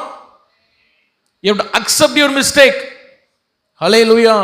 ஆண்டவர்கிட்ட கூச்சப்படக்கூடாது, ஆண்டவர்கிட்ட வெக்கப்படக்கூடாது. உண்மையா சொல்லு, ஏசப்பா இது என் பலவீனம், எனக்கு இதுல இருந்து எப்படியாவது விடுதலை தாரும். ஹல்லேலூயா. பைபிள்ல ஒரு சம்பவம் இருக்கு. ஒரு மனுஷன் மரம் வெட்டி கொண்டிருந்தானா. மரம் வெட்டி கொண்டிருக்கும்போது அவனுடைய கோடாரினுடைய அந்த தலைப்பகுதி தண்ணிக்குள்ள விழுந்துடுச்சான். தண்ணிக்குள்ள விழுந்தோன்னு என்ன நடக்குங்க சொல்லுங்க? கோடாரி தண்ணிக்குள்ள விழுந்தோன்னு என்ன ஆகும்? அடுத்த செகண்ட் சர்ன்னு உள்ள போயிடும். இப்போ அவன் அழுகிறான், எலிசாவிட்ட வந்து அழுகிறான், நான் அது கடனா வாங்கிட்டு வந்தேன், இப்போ எனக்கு கடன் கொடுத்தவன் அந்த கோடாரியை கேட்பான், சாயங்காலம் வீட்டுக்கு போகும்போது நான் என்ன செய்வேன்? ஹல்லேலூயா. அப்போ எலிசா சொன்ன ஒரே பதில் என்ன தெரியுமா? அது எங்க விழுந்ததுன்னு காண்பி. ஹல்லேலூயா. எங்க விழுந்ததுன்னு காட்டு. நீ எங்க விழுந்தன்னு ஆண்டவர்கிட்ட காட்டணும். ஆமென் சொல்லுங்க. ஹல்லேலூயா. வாசிங்க பார்க்கலாம். அதுல நீங்க அந்த 1 ராஜாக்கள் புஸ்தகம் 2 ராஜாக்களின் புஸ்தகம் 6ஆம் அதிகாரத்தில் அந்த சம்பவத்தை நீங்க வாசிக்கலாம். குறித்து வைத்துக் கொள்ளுங்கள், வீட்டில் போய் வாசிங்க. இப்போ வாசிங்க 2 ராஜாக்கள் 6 வாசிங்க. 2 ராஜாக்கள் 6. தேவனுடைய மனுஷன் எங்க விழுந்தது போதும், எங்க விழுந்த பணி, எங்க விழுந்த உன் பலவீனம் என்ன அது காண்பி ஆண்டவருக்கு. ஆண்டவரே இதுதான்ப்பா என் பலவீனம், இந்த நான் மற்ற எல்லாம் கரெக்டா இருக்கிறேன், இந்த ஒரு விஷயத்துல எனக்கு ஒரு வீக்கா இருக்கேன்ப்பா, இல்ல இந்த 2 விஷயத்துல எனக்கு வீக்கா இருக்கேன்ப்பா. ஹல்லேலூயா. நான் நல்லா ஜெபம் பண்றேன் ஏசப்பா, ஆனா இந்த ஒரு நபருடைய போன் கால் வந்த பிறகு என்னால சரியா ஜெபிக்க முடியல. நான் நல்லா தான் இருக்கிறேன் ஏசப்பா, ஆனா இந்த ஒரு ஆப் என் போன்ல இருக்கிறதுனால என்னால ஆவிக்குரிய வாழ்க்கையில வளர முடியல. இந்த ஒரு நண்பன் என் வாழ்க்கையில வருகிறதுனால என்னுடைய ஆவிக்குரிய வாழ்க்கையில வளர முடியல. அப்ப ஆண்டவர் சொல்றார், முதல்ல அவனை வெட்டி தூர போடு. ஹல்லேலூயா. அது எவ்வளவு கோடி ரூபாய் லாபமான உறவானாலும் சரி, அதை தூக்கி தூர போடு. ஏன்னா சரீரம் அழிவுக்குரியது, இந்த ஆத்துமா தான் நித்தியத்துக்கு போகணும், அதுக்கு தான் அதான் முக்கியம். எங்க விழுந்தது அப்படின்னு நடந்தது என்ன தெரியுமா? அவன் அந்த இடத்தை காமிச்சு கொடுக்குறான், கண்கள்ல கண்ணீரோடு அந்த இடத்தை காட்டி கொடுக்குறான். இங்கதான் விழுந்ததுயா. என்ன நடந்தது தெரியுமா? பைபிள் சொல்கிற அந்த கோடாரியை அவன் மிதக்க பண்ணாராம். எங்கேயாவது கோடாரி மிதக்குமாங்க? ஆனா ஆண்டவர் நினைச்சா மிதக்கும் அது. ஹல்லேலூயா சொல்லுங்க. ஹல்லேலூயா. அப்ப ஃபர்ஸ்ட் அக்செப்ட் யுவர் மிஸ்டேக். மேகம் போன்ற திரளான சாட்சிகள் நமக்கு இருக்கிறாங்க. இந்த பைபிள் முழுவதும் மேகம் போன்ற எத்தனையோ சாட்சிகள் நமக்கு இருக்கிறாங்க. ஒவ்வொரு வாழ்க்கையிலும் ஒவ்வொரு பிரச்சனை வந்திருக்கு. ஒவ்வொரு வாழ்க்கை நமக்கு இருக்கிற பலவீனத்தை எத்தனையோ பேர் இந்த பைபிள்ல ஃபேஸ் பண்ணி தாண்டி வந்திருக்கிறாங்க. ஆமாவா இல்லையா? நமக்கு முன்னாடி வாழ்ந்த பரிசுத்தவான்களுடைய புஸ்தகங்களை வாசித்து பாருங்க. எங்க வாசிக்குது? பைபிளை வாசிக்க டைம் இல்லை. புஸ்தகங்களை வாசித்து பாருங்க. அந்த பரிசுத்தவான்கள் எப்படி எல்லாம் வாழ்ந்தாங்க, எங்கெல்லாம் ஃபெயிலியர் ஆனாங்க, வாசிச்சு பாருங்க அதை. அப்போ நமக்கு தெரியும், ஓ இதை செஞ்சா ஜெயிக்கலாம், இதை செஞ்ச ஆபத்து. நமக்கு ஒரு பேசிக்கான ஒரு ஐடியா கிடைக்கும். மேகம் போன்ற ஆட்கள் இன்னைக்கு எத்தனையோ பரிசுத்தவான்கள் இந்த பூமியில உயிரோடு ஆண்டவர் வச்சிருக்கிறார். அத்தனை மேகம் போன்ற ஆட்கள் இருந்தாலும் பாவத்தையும் பாரத்தையும் யார் தள்ளணும்னா நம்ம தான் தள்ளணும். ஆமென் சொல்லுங்க. ஹல்லேலூயா. மேகம் போன்ற ஊழியக்காரங்க உங்களுக்கு இருக்கிறாங்க. 100 ஊழியக்காரங்க உங்களுக்கு ஜெபம் பண்ணாலும் பாவத்தையும் பாரத்தையும் யார் தள்ளணும்? நான் தான் தள்ளணும். அதுதான் அந்த வசனம் சொல்லுது. அந்த வசனத்தை ஒருக்கா கூட நீங்க ஆழமா பாருங்க. மேகம் போன்ற திரளான சாட்சிகள் உன்னை சூழ்ந்து கொண்டிருக்க பாவமான பாரமான யாவற்றையும் என்ன பண்ணு? தள்ளிவிடு. நம்ம தாங்க அதை தள்ளணும். ஹல்லேலூயா. அப்போ நம்ம தள்ள வேண்டியதை தள்ளணும். ஒரு விளையாட்டு வீரன் இருக்கிறான்னு வைங்க. ஒரு விளையாட்டு வீரன், ஒரு தடகள வீரன் இருக்கிறான்னு வைங்க. அவன் ஒலிம்பிக்ல விளையாட போறான். எங்க விளையாட போறான்? ஒலிம்பிக்ல விளையாட போறான். இங்க விளையாடுற விளையாட்டு இல்லை இது, இந்த திருவிழாவில் ஒலிம்பிக்ல விளையாட போறான்னு வைங்க. அப்போ அவன் ஜெயிக்க வேண்டும் என்று முதல்ல அவன் கோச் ஆசைப்படுவாரா இல்லையா? ஆசைப்படுவார். ரெண்டாவது, அவனுடைய தேசத்தில் உள்ள எல்லாரும் அவன் ஜெயிக்கணும்னு ஆசைப்படுவாங்க. நம்ம இந்தியா இல்லை, நம்ம ஆஸ்திரேலியா, நம்ம அமெரிக்கா ஜெயிக்கணும், அவங்க தேசத்துக்கு மேல ஒரு ஆசை. அது போக அவனுடைய ரசிகர்கள் உலகம் எங்கும் இருப்பாங்க, டிவியில பார்த்துட்டு இருப்பாங்க. அல்லேலூயா. அவன் யாருன்னு தெரியும், அவன் அப்பா யாரு, அவன் அம்மா யாரு, அவன் பேர் என்னன்னு கூட தெரியாது. ஆனா ஒருத்தன் அந்த கருப்பா இருக்கான் பாரு, அவன் தான் ஜெயிக்கணும் அப்படின்னு சொல்லிட்டு இருப்பாங்க. அல்லேலூயா. ஏன்னா உலகம் எல்லாம் அவனுக்காக ஆசைப்பட்டாலும், ஒரு நாடே அவனை ஜெயிக்கணும்னு ஆசைப்பட்டாலும் அவனுக்கு முதல்ல ஆசை இருக்கணும். ஆமாவா இல்லையா? இவனுக்கு போய் நட்டு இந்த கோச் நம்மளை இங்க விட்டுட்டாருன்னு காலை சொரிஞ்சு சொரிஞ்சு நின்னானா எத்தனை பேர் ஆசைப்பட்டாலும் அவன் அங்க அண்ணா விழுந்து கிடப்பான் அதில் பாதியில். அல்லேலூயா. அப்போ நான் சொல்றது என்ன, ஒரு உலகம் நாடுகள் உள்ள அத்தனை நாடுகளுடைய கண்கள் அவன் மேல இருந்தாலும் அவன் கண்ணு லெக்கு நோக்கு தான் இருக்கணும். எப்படியாவது ஓடி நான் ஜெயிக்கணும். ஒரு ஆமென் சொல்லுங்க, ஒரு அல்லேலூயா சொல்லுங்க. ஹல்லேலூயா. அப்ப அவனுக்கு அதுக்கான ட்ரைனிங் அவன் எடுக்கிறான், அதுக்கான உணவை எடுக்கிறான், அதுக்கான ட்ரெஸ்ஸை இது பண்றான், அதுக்கான ஷூவை வாங்குறான், அதுக்கான இரவும் பகலும் ட்ரைனிங் எடுக்கிறான். அதுக்கு தூக்கத்தை தியாகம் பண்ணணுமா, சாப்பாடை தியாகம் பண்ணணுமா, ஃபங்க்ஷனை தியாகம் பண்ணணுமா, என்னத்தையும் தியாகம் பண்ண அவன் ரெடி. காரணம் என்னன்னா, அவனுக்கு என்னன்னா அவன் ஜெயிக்கணும். உலக நாடுகள்லாம் ஆசைப்படுது, அவனுக்கு ஆசை இல்லைன்னா அவன் என்ன செய்வான்? நல்லா சாப்பிட்டு சாப்பிட்டு தூங்குவான். அப்போ அங்கே வாடி எங்கே ஜெயிக்க? ஒன்றும் ஜெயிக்க முடியாது. நல்லா கவனிங்க, எத்தனை ஊழியர்கள் உங்களுக்காக ஜெபம் பண்ணாலும், எத்தனை சாட்சிகளை நீங்கள் கேட்டாலும், எத்தனை பரிசுத்தவனுடைய வாழ்க்கை உங்களுக்கு முன்பாக வைத்து நீங்கள் பார்த்தாலும், முதல்ல உங்களுக்கு தனிப்பட்ட முறையில் ஒரு பிரதிஷ்டை, ஒரு அர்ப்பணம் இல்லைன்னா நீங்க ஜெயிக்க முடியாது. ஹல்லேலூயா. எங்க பாஸ்டர் சரியா ஜெபம் பண்ணலன்னு சொல்லாதீங்க. somewhere you have fallen. உங்க வீக்னஸ் என்னன்னு ஆண்டவர்ட்ட காட்டி கொடுங்க. மற்றவங்களை குறை சொல்லிட்டே இருக்காதீங்க. சில பேருக்கு என்னன்னா, எங்க பாஸ்டர் சரியா ஜெபம் பண்ணல, அதனாலதான் எனக்கு போராட்டம். அநேகர் எனக்கு முன்னாடி எப்படி சொல்லி இருக்கிறாங்க, இங்க இல்ல வெளியே. அல்லேலூயா. முன்னாடி ஊழியம் செஞ்ச இடத்துல ஒருத்தருக்கு பிரச்சனை வந்துட்டுனா உடனே எனக்கு ஃபோன் அடிப்பார். ஏன் பாஸ்டர் நீங்க அங்க இருந்து எனக்கு ஜெபம் பண்ணலாம் பார். டேய், நான் என்னடா பண்ணுவேன்? நீயா மடத்தனமா ஏதாவது பண்ணி போய் மாட்டிக்கிட்டு. அல்லேலூயா. உடனே எனக்கு ஃபோன் வரும். ஃபோன் வந்தானே தெரியும், ரைட்டு ஏதோ ஆயிட்டு இது ஆளுக்கு. எதுக்கு எடுத்தாலும் என்னையே தான் குறை சொல்லுவார். ஹல்லேலூயா. அவருக்கு என்னன்னா, பாஸ்டர் ஜெபம் பண்ணாட்டா நமக்கு என்ன வந்துடும்? பிரச்சனை வந்துடும். ஆனா நம்ம வாழ்க்கையில் ஏதோ ஒரு விஷயத்தை ஆண்டவர் மாற்ற, நம்ம பலவீனத்தில் ஏதோ ஒரு கிரியை செய்ய ஆண்டவர் நம்மளை எதிர்பார்த்து கொண்டிருக்கிறார். நம்ம தேவனுடைய சமூகத்தில் போய், தாவீது பாவத்தில் விழும்பொழுது ஆண்டவர் தாவீது தூக்கிட்டார். ஆனா சவுல் பாவத்தில் விழும்பொழுது ஆண்டவர் தூக்கலை. ஏன்னு சொல்லுங்க பாப்போம். சவுல் என்ன பண்ணான் தெரியுமா? ஆண்டவர்கிட்ட கடைசி வரைக்கும் போகவே இல்லை. ஹல்லேலூயா. அவன் சாமுவேல்கிட்ட போய்ங்க, சாம்பேல் எனக்கு ஜெபம் பண்ணுங்க. சாம்பேல் நம்ம ஆண்டவருக்கு பலி கொடுப்போமா? சாம்பேலா உனக்கா ரத்தம் சிந்துனா? தாவீது பாவம் செஞ்சோன்னு சாம்பேல்ட்டையும் போல, நாத்தான் தீர்க்கதரிசி ஒரு தீர்க்கதரிசினே போல, தேவனே எனக்கு இறங்கும்னு பொத்துன்னு விழுந்துட்டான் ஆண்டவர் காலில். ஹல்லேலூயா. ஆண்டவர் அவனை பார்த்தார், தூக்கிட்டார் அவனை பிடிச்சி.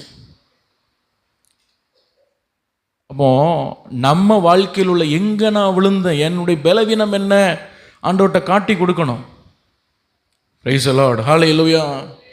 ஸோ ஆவிக்குரிய வாழ்க்கையில் நீங்க அடுத்த கட்டம் போகணும்னா, ஃபர்ஸ்ட் அக்செப்ட் யுவர் ஃபெயிலியர். உங்க பலவீனத்தை ஒத்துக்கொள்ளுங்க.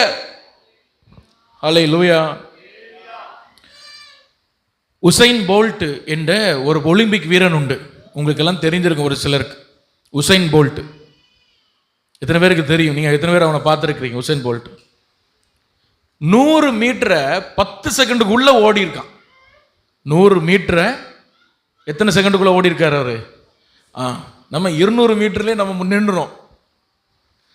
யோசிச்சு பாருங்க, 10 செகண்டுக்கு உள்ள 9 செகண்ட், 9 செகண்ட்ல 100 மீட்டர் ஓடி இருக்கான். ஒரு அடியே 2 மீட்டர் எடுத்து வைப்பானா காலு. ஹல்லேலூயா. ஆனா 2011 அவன் வந்து விளையாடி அந்த அந்த கோட்டில் ஓடுவதற்காக கோட்டில் நிற்கிறான். முழு உலக நாடுகளும் யாருக்கு மேலே தான் கண் வச்சிருக்கு? உசைன் போல்ட் மேலே தான் கண் வச்சிருக்கு. ஏன்னா இதுக்கு முன்னாடி அவன் கோல்டு அடிச்சிருக்கிறான். இவன் இந்த தடவை ஓடி பறத்திடுவான். முழு உலக நாடுகளும் அவன் மேலே தான் கண்ணா இருக்கு. எல்லா கேமராவும் உலக நாடுகள் எல்லாம் கண்கள் எல்லாம் உசைன் போல்ட்டை பார்த்து கொண்டிருக்கிறது. ஆனால் அந்த துப்பாக்கி அந்த இது சுடுவாங்க பாருங்க, சுட்ட பிறகுதான் ஓடணும். சுடுறதுக்கு ஒரு அரை வினாடி முன்பாக உசைன் போல்ட் எழும்பி ஓட அவசரப்பட்டார். சுடுவதற்கு அரை வினாடி முன்னாடி எழும்பினாரு, உடனே டிஸ்குவாலிஃபை பண்ணிட்டாங்க. எல்லாருக்கும் தலையில இடி விழுந்த மாதிரி ஆயிடுச்சு. உசைன் போல்ட் எவ்வளவு ட்ரைனிங் எடுத்தார். ஆனால் நடந்த சம்பவம் என்ன தெரியுமா? உசைன் போல்ட் யாரையும் குறை சொல்லலை. எனக்கு அவர்கிட்ட பிடிச்ச ஒரு விஷயம் அதுதான். I am responsible for my ஃபெயிலியர்னு சொன்னார். ஹல்லேலூயா. என் கோச்சையோ, இந்த துப்பாக்கி சுட்டான அவனோ, இந்த ஒலிம்பிக் நடத்துறவங்களோ, இந்த கோடு வரைஞ்சானோ, ஊரில் உள்ள பழமொழி சொல்லுவாங்க, ஆட தெரியாதவனுக்கு தெருக்கோணலன். யாரையும் அவன் குறை சொல்லலை. அவர் சொன்னார், நான் தான் தப்பு பண்ணிட்டேன். என் கோச் என்னை நல்லா தான் ட்ரெயின் பண்ணார். ஹல்லேலூயா. இந்த ஒலிம்பிக் நல்லா தான் நடத்துனாங்க. அந்த துப்பாக்கி சுட்டவன் கரெக்டாக தான் ஷூட் பண்ணார். ஆனால் நான் ஒரு அரை செகண்ட் நடந்தது என்ன தெரியுமா? அவனுடைய தப்பை ஒத்துக்கொண்டு இரவும் பகலும் அதைவிட அதிகமாய் பிரயாசம் எடுத்து அடுத்த வந்த 4-5 ஆண்டுகள் அவனை அடிக்க ஆளே கிடையாது உசைன் போல்ட்டை. இன்னைக்கு வரைக்கும் இந்த கிரேட்டஸ்ட் ரன்னர் அப்படின்னு ரெக்கார்டை யார் வச்சிருக்கானா? உசைன் போல்ட் தான். ஹல்லேலூயா. Accept your mistake. உங்க பலவீனத்தை ஒத்துக்கொள்ளுங்க ஆண்டவர்கிட்ட போய். இதுதான் ஆண்டவரே, எனக்கு இதுல ஏதாவது ஒரு வழி செய்யுங்கப்பா, நான் ஜெபிக்கணும்னு எனக்கு ஆசை இருக்கு எனக்கு. ஆனால் இந்த ஒரு விஷயம்தான், இந்த ஒரு காரியம் தான். ஆண்டவர் உங்கள்கிட்ட இருக்கணும் பேசிக்கிட்டு இருக்கலாம். ஹல்லேலூயா. மகனே, இந்த விஷயத்தை உன் வாழ்க்கையை விட்டு மாத்து, மகளை இந்த விஷயத்தை உன் வாழ்க்கையை விட்டு மாத்துன்னு ஆண்டவர் உங்கள்கிட்ட பேசிக்கிட்டே இருக்கலாம். ஆனால் நீங்க அதை என்ன செய்யல? மாத்தாம அதை பிடிச்சி வச்சிருக்கனால தான் உங்க கோடாரி இன்னும் மிதக்காம இருக்கு, உங்க ஆவிக்குரிய வாழ்க்கை இன்னும் எழும்ப முடியாம இருக்கு. ஹல்லேலூயா. ஹல்லேலூயா. அது ஒரு பொல்லாத சர்ப்பத்தின் தந்திரம். ஏவாளை வஞ்சித்தது போல உங்களை வஞ்சித்து கொண்டிருக்குது, உங்களை வஞ்சித்து கொண்டிருக்குது. மனம் திரும்புங்கள். ஹல்லேலூயா. ஆண்டவர்கிட்ட போய் உங்க பலவீனத்தை சொன்னோன்னு அப்படியே அடிச்சு கொண்டுறலாம் மாட்டாரு. மனுஷன் தான் அடிப்பான், மனுஷன் தான் 4 பேர்கிட்ட போய் அதை ஊதி பெருசாக்குவாங்க. ஆண்டவர் உங்களை மன்னிச்சு அரவணைச்சு உங்களை மீண்டுமா ஒரு ஜெப வீரனா மாத்திடுவார். ஒரு ஆமேன்னு சொல்லுங்க. கை தட்டி ஆண்டவருக்கு மகிமை படுங்க. ஹல்லேலூயா. ஹல்லேலூயா. ஸோ மேகம் போன்ற சாட்சிகள் நம்மளை சூழ்ந்திருந்தாலும் நம்ம எதை ஒத்துக்கணும்? நம்ம தான் தள்ள வேண்டியதை தள்ளணும். நம்முடைய வாழ்க்கை குறித்து யோசிக்கணும். நான் 1 மணி நேரம் இல்லை 3 மணி நேரம் பிரசங்கம் பண்ணாலும் வீட்டுக்கு போன பிறகு என்ன வரும்? போராட்டம் வரும், பாவ சோதனைகள் வரும். ஹல்லேலூயா. ஆனால் நீங்கள் ஜெயிக்கணும். ஆண்டவர்கிட்ட ஒப்பு கொடுத்து தாழ்மையா, ஆண்டவரே என்ன விஷயத்திலிருந்து என்னை விடுவிக்கணுமோ என்னை விடுவிக்க, அந்த விஷயத்தை உங்களுக்கு ஒருவேளை தூக்கி போட பலன் இல்லைன்னா அதையும் ஆண்டவர்கிட்ட கேளுங்க.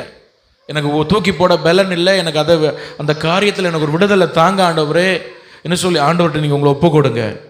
Price the lord. Hallelujah. David Livingstone என்ற ஒரு தேவனுடைய மனுஷர், ஒரு வல்லமையான மிஷனரி. அவர் ஒரு நாள் ஆப்பிரிக்காவுக்கு போய் கொண்டிருக்கும் பொழுது சிங்கம் வந்து அவருடைய தோள்பட்டையை கடிச்சிட்டு, இடது தோள்பட்டை, அவருடைய வாழ்நாள் முழுவதும் அந்த இடது தோள்பட்டை விளங்காம அந்த இப்படி தான் இருந்தது, ஸ்டிஃபாக தான் இருக்கு.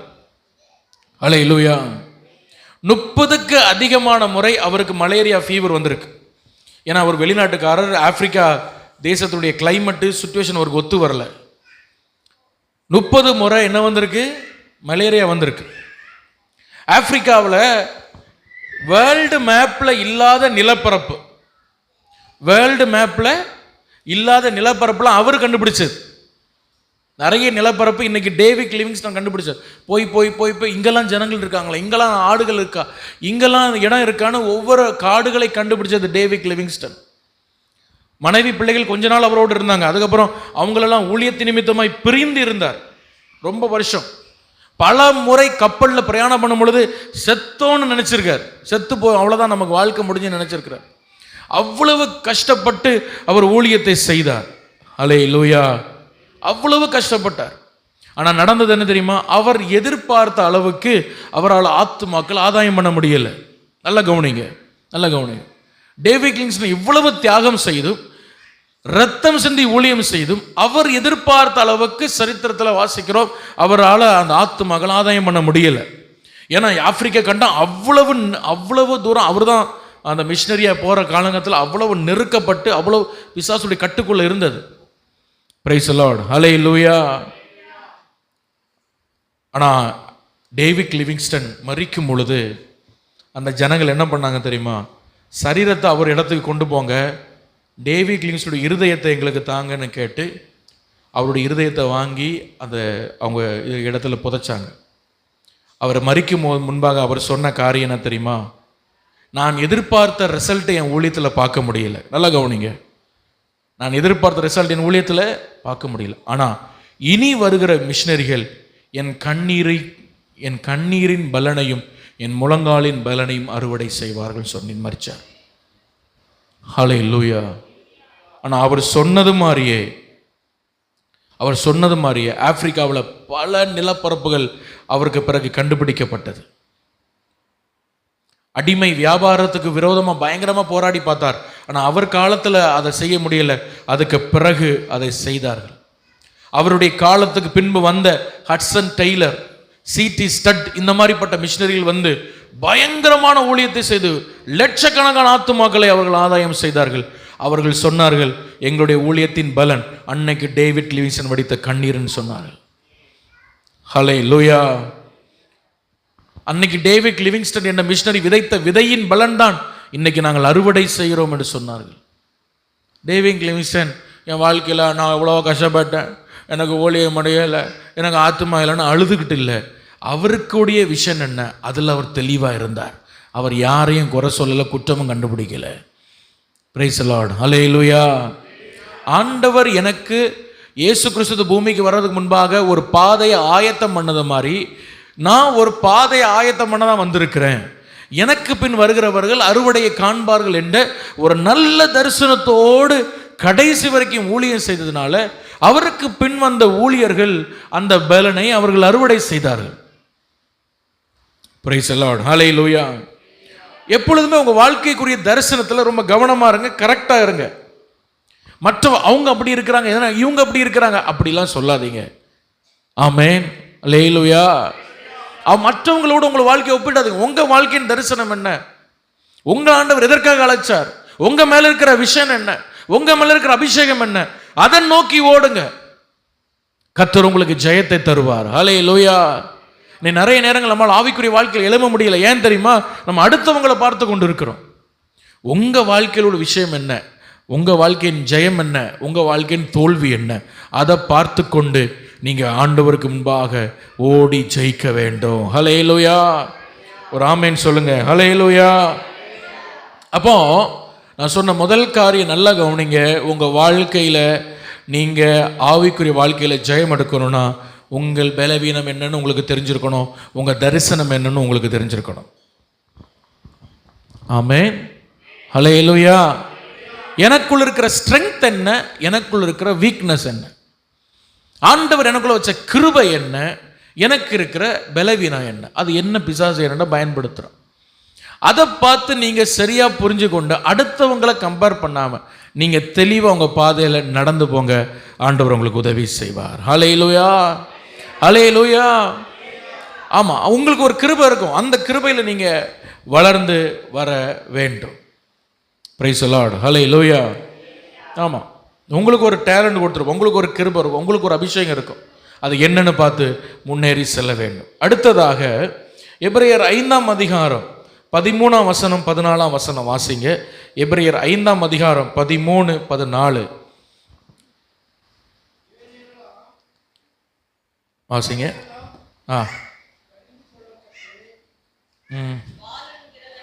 இல்ல இல்ல, அதுல அந்த சிஸ்டர் வாசிக்க தான். பால் உண்கிறவன் எபிரேயர் 5, 13, 14 குழந்தையா இருக்கிறபடினாலே நீதியின் வசனத்தில், இந்த வார்த்தை எல்லாரும் சொல்லுங்க, நீதியின் வசனத்தில் பழக்கம் இல்லாதவனா இருக்கிறான். அடுத்த வசனம் வாசிங்க. பலமான ஆகாரமானது நன்மை தீமை இன்னதென்று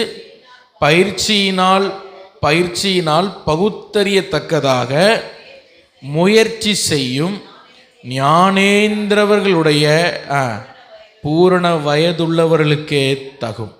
நல்லா கவனிங்க. 14 வசனத்தை நான் விளக்குறேன். பவுல் சொல்றார், உங்களுக்கு நான் ஸ்ட்ராங்கான மீட் கொடுக்க முடியல. அல்லேலூயா, அல்லேலூயா சொல்லுங்க. உங்களுக்கு ஸ்ட்ராங்கான மீட் என்ன செய்ய முடியல?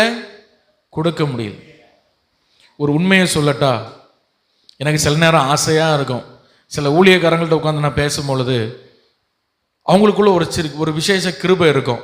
உடனே எனக்கு மைண்டில் வர என்ன தெரியுமா, இவங்களை எப்படியாவது நம்ம சர்ச்சையை கூட்டிகிட்டு வந்து பயன்படுத்தணும். அல்லேலூயா. ஏன்னா அவங்கள்ட்ட ஒரு கிருபை இருக்கும், எல்லாருக்கும் ஒவ்வொரு கிருபை இருக்கும். இவங்கள்ட்ட இருக்கிற கிருபையை ஆனால் அடுத்த நிமிஷம் நான் மண்டையை சொல்லுவேன். ஏன்னா கூட்டிகிட்டு வருவேன், இவங்க வரணுமே. அல்லேலூயா. உண்மையில நான் யோசிப்பேன், எல்லாம் வேலைக்கு போயிடுவீங்க, கன்வென்ஷனுக்கே இங்கே ஆள் இருக்காது. அப்போ இங்கே கூட்டிகிட்டு வந்தால் 2 பேருக்கும் அந்த ஊழியக்காரர் என்ன நினைப்பார்? இப்படியே நினச்சி எத்தனையோ ப்ரோக்ராம் நான் கேன்சல் பண்ணியிருக்கிறேன். ஏன் சொல்கிறேன்னா, சில விசேஷ கூட்டங்கள் வைக்கும் பொழுது கண்டிப்பாக நீங்கள் வந்து பிரயாசம் எடுத்து வரணும். பிசாசு உங்களை வரவே விடமாட்டான். அந்த கூட்டத்தின் ஆசீர்வாதத்தை நீங்கள் பெற்றுக்கொள்ளக்கூடாதுன்னு உங்களுக்கு ஏதாவது ஒரு போராட்டம், நீங்கள் அந்த போராட்டத்தை பார்த்துக்கிட்டு அப்படியே பின்னாடி பேரப்படாது. பலமான ஆகாரத்தை கொடுக்க ஆசையாக இருக்கு பவுலுக்கு. ஆனால் சொல்றாரு, உங்களுக்கு அந்த நன்மை தீமை என்னன்னு பகுத்தறிய முடியல. ஹல்லேலூயா. இது ஆக்சுவலாக யூதர்களுக்காகவும் பேசுறாரு அவர், ஜூஸ். பலமான ஆகாரம் உங்களுக்கு கொடுக்கணும்னு ஆசையா இருக்கு, ஆழமா போதிக்கணும்னு ஆசையா இருக்கு. ஹல்லேலூயா. ஆனா நன்மை தீமை என்னன்னு உங்களுக்கு பகுத்தறியவே நீங்க கஷ்டப்படுறீங்க. உங்க ஆவிக்குரிய மனுஷன் ஒரு குழந்தை மாதிரி தான் இருக்கிறான். அவனுக்கு நன்மை தீமை என்னன்னு தெரியல. இந்த குழந்தைய பாருங்க, அதுக்கு தெரியுமா உட்கார்ந்து இருக்கணும்னு தெரியுமா? அதுக்கு தெரியாது. வசனம் கேட்கணும்னு தெரியுமா? அதுக்கு தெரியாது. ஒரு ஆவிக்குரிய மனுஷன் அப்படித்தான் இருக்கான், குழந்தை மாதிரி இருக்கிறான். அப்போ அந்த மனுஷன் வளரணும் அப்படின்னா அவன் பயிற்சி எடுக்கணும். சத்தமா சொல்லுங்க, என்ன பண்ணணும்? பயிற்சி எடுக்கணும். சத்தமா சொல்லுங்க, என்ன பண்ணணும்? நீங்க 40 நாள் தண்ணி, ஏன் 400 நாள் தண்ணி குடிக்காம உபவாசம் பண்ணி ஜெபம் பண்ணாலும் 10 மாச பிள்ளை எழும்பி நடக்காது. ஆமாவா இல்லையா? ஒரு குழந்தை பிறந்து 10 நாள் தான் ஆச்சு, இயேசு நாமத்தில் எழும்பி நட, இயேசு நாமத்தில் எழும்பி நட. என்னதான் நீங்க ஜெபம் பண்ணாலும் அது நடக்காது. அது நடக்கணும்னா அது வளரணும். நடக்கணும்னு என்ன பண்ணணும்? வளரும். முதல்ல அது நடந்து பார்க்கும், முதல்ல ஊந்து பார்க்கும், முதல்ல என்ன செய்யும்? கமந்து படுக்கும், அப்படிதானே? கமந்து படுக்கும். அப்புறம் என்ன பண்ணும்? தலையை தூக்கி பார்க்கும், அப்புறம் லேசாக ஊந்து பார்க்கும், விழுவும், திரும்ப ஊந்து பார்க்கும், அப்புறம் எலும்பி தத்த பத்த நடக்கும், விழுவும், அடிபடும். பயிற்சினால தான் வரும். 10 நாள் பிறந்த குழந்தை நடக்கணும்னு நீங்க என்ன ஜெபம் பண்ணாலும் அது வளர்ற ஸ்டேஜ் வரும்பொழுது அது பயிற்சி எடுக்கும்போது தான் வரும். இதுதான் பவுல் சொல்றாரு, உங்க ஆவிக்குரிய நிலையில நீங்க வளரணும்னா இன்னொரு பக்கம் யூ மஸ்ட் டேக் ட்ரைனிங். நீங்க பயிற்சி எடுக்கணும். எதுலன்னா நீதியின் வசனத்துல நீங்க ட்ரைனிங் எடுக்கணும். ஹல்லேலூயா. ஒரே நாள்ல யாரும் ஜெப வீரன் ஆயிட முடியாது, ஒரே நாள்ல பெரிய பரிசுத்தவன் ஆயிட முடியாது.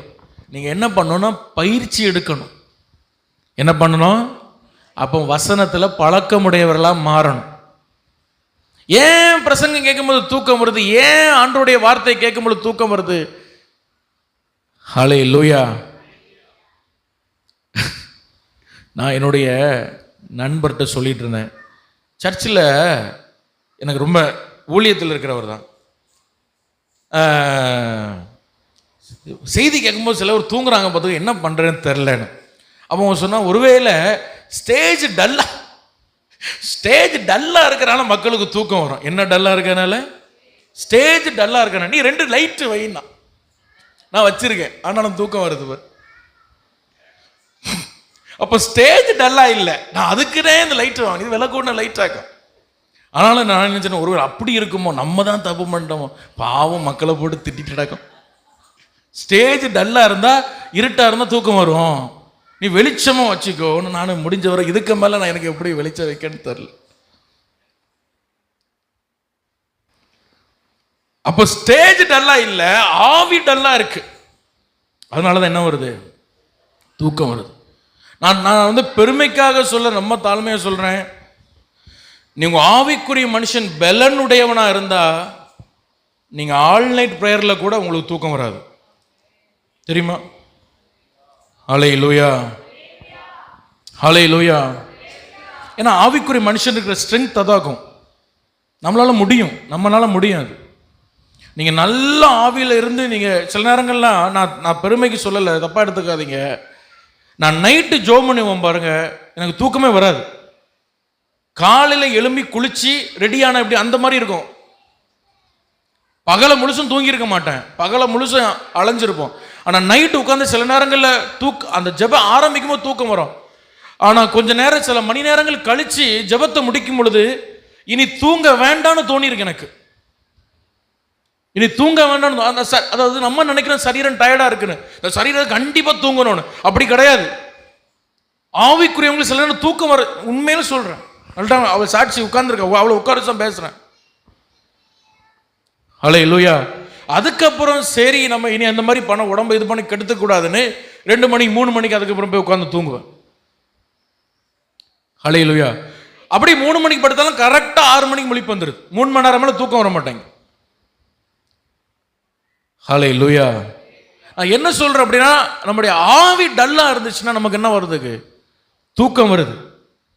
நீதியின் வசனத்துல நமக்கு பழக்கம் இல்லை, எப்படி ஜெபிக்கணும் நமக்கு பழக்கம் இல்லை. ஹல்லேலூயா. உடனே சொல்லிடுவாங்க எனக்கு ஜெபம் வரல, உடனே மூடு பைபிள போயிட்டே இருப்பாங்க, ட்ரை பண்ணவே மாட்டாங்க. ஒரு நாள் வராட்டா அடுத்த நாள் உட்கார்ந்து நம்ம என்ன பண்ணுவோம்? ஒரு 2 பாட்டை பாடி பார்ப்போம், 10 ஸ்தோத்திரத்தை சொல்லி பார்ப்போம், ஏதாவது ஆண்டவரே எனக்கு உதவி செய்ய, எனக்கு ஜெபிக்க உதவி செய்யும். பண்ண மாட்டாங்க. வசனத்தை வாசி ஒன்றும் புரியலையா? ஒன்றும் இவங்களே நினச்சிக்கிடுவாங்க எனக்கு ஒன்றும் புரியாதுன்னு. அது வசனத்தை எடுத்து வாசி பார்த்து அதை உட்காந்து அதை தியானிச்சு அப்படி ட்ரை பண்ணி பார்க்கணும். ஹல்லேலூயா. எதையுமே ட்ரைனிங் எடுக்காம வரவே வராதுங்க உங்க வாழ்க்கையில். எதையுமே சரி, நீங்க உங்க ஒரு வயல் வேணாலும் சரி, எதுனாலும் நீங்க ட்ரைனிங் எடுக்காம வரவே வராது. ஹல்லேலூயா, ஹல்லேலூயா. ஒரு ஓட்டப்பந்தயம் வீரன் டிவியில ஓடுறத பார்த்துக்கிட்டே இருந்தோன்னா ஓடிடலாமா? எப்படி ஓடுறான் பார்த்தீங்களா? இரவும் பகல் என்ன பண்றான்? ஓடுறது என்ன பண்றான்? பார்த்துக்கிட்டே இருக்கிறான்.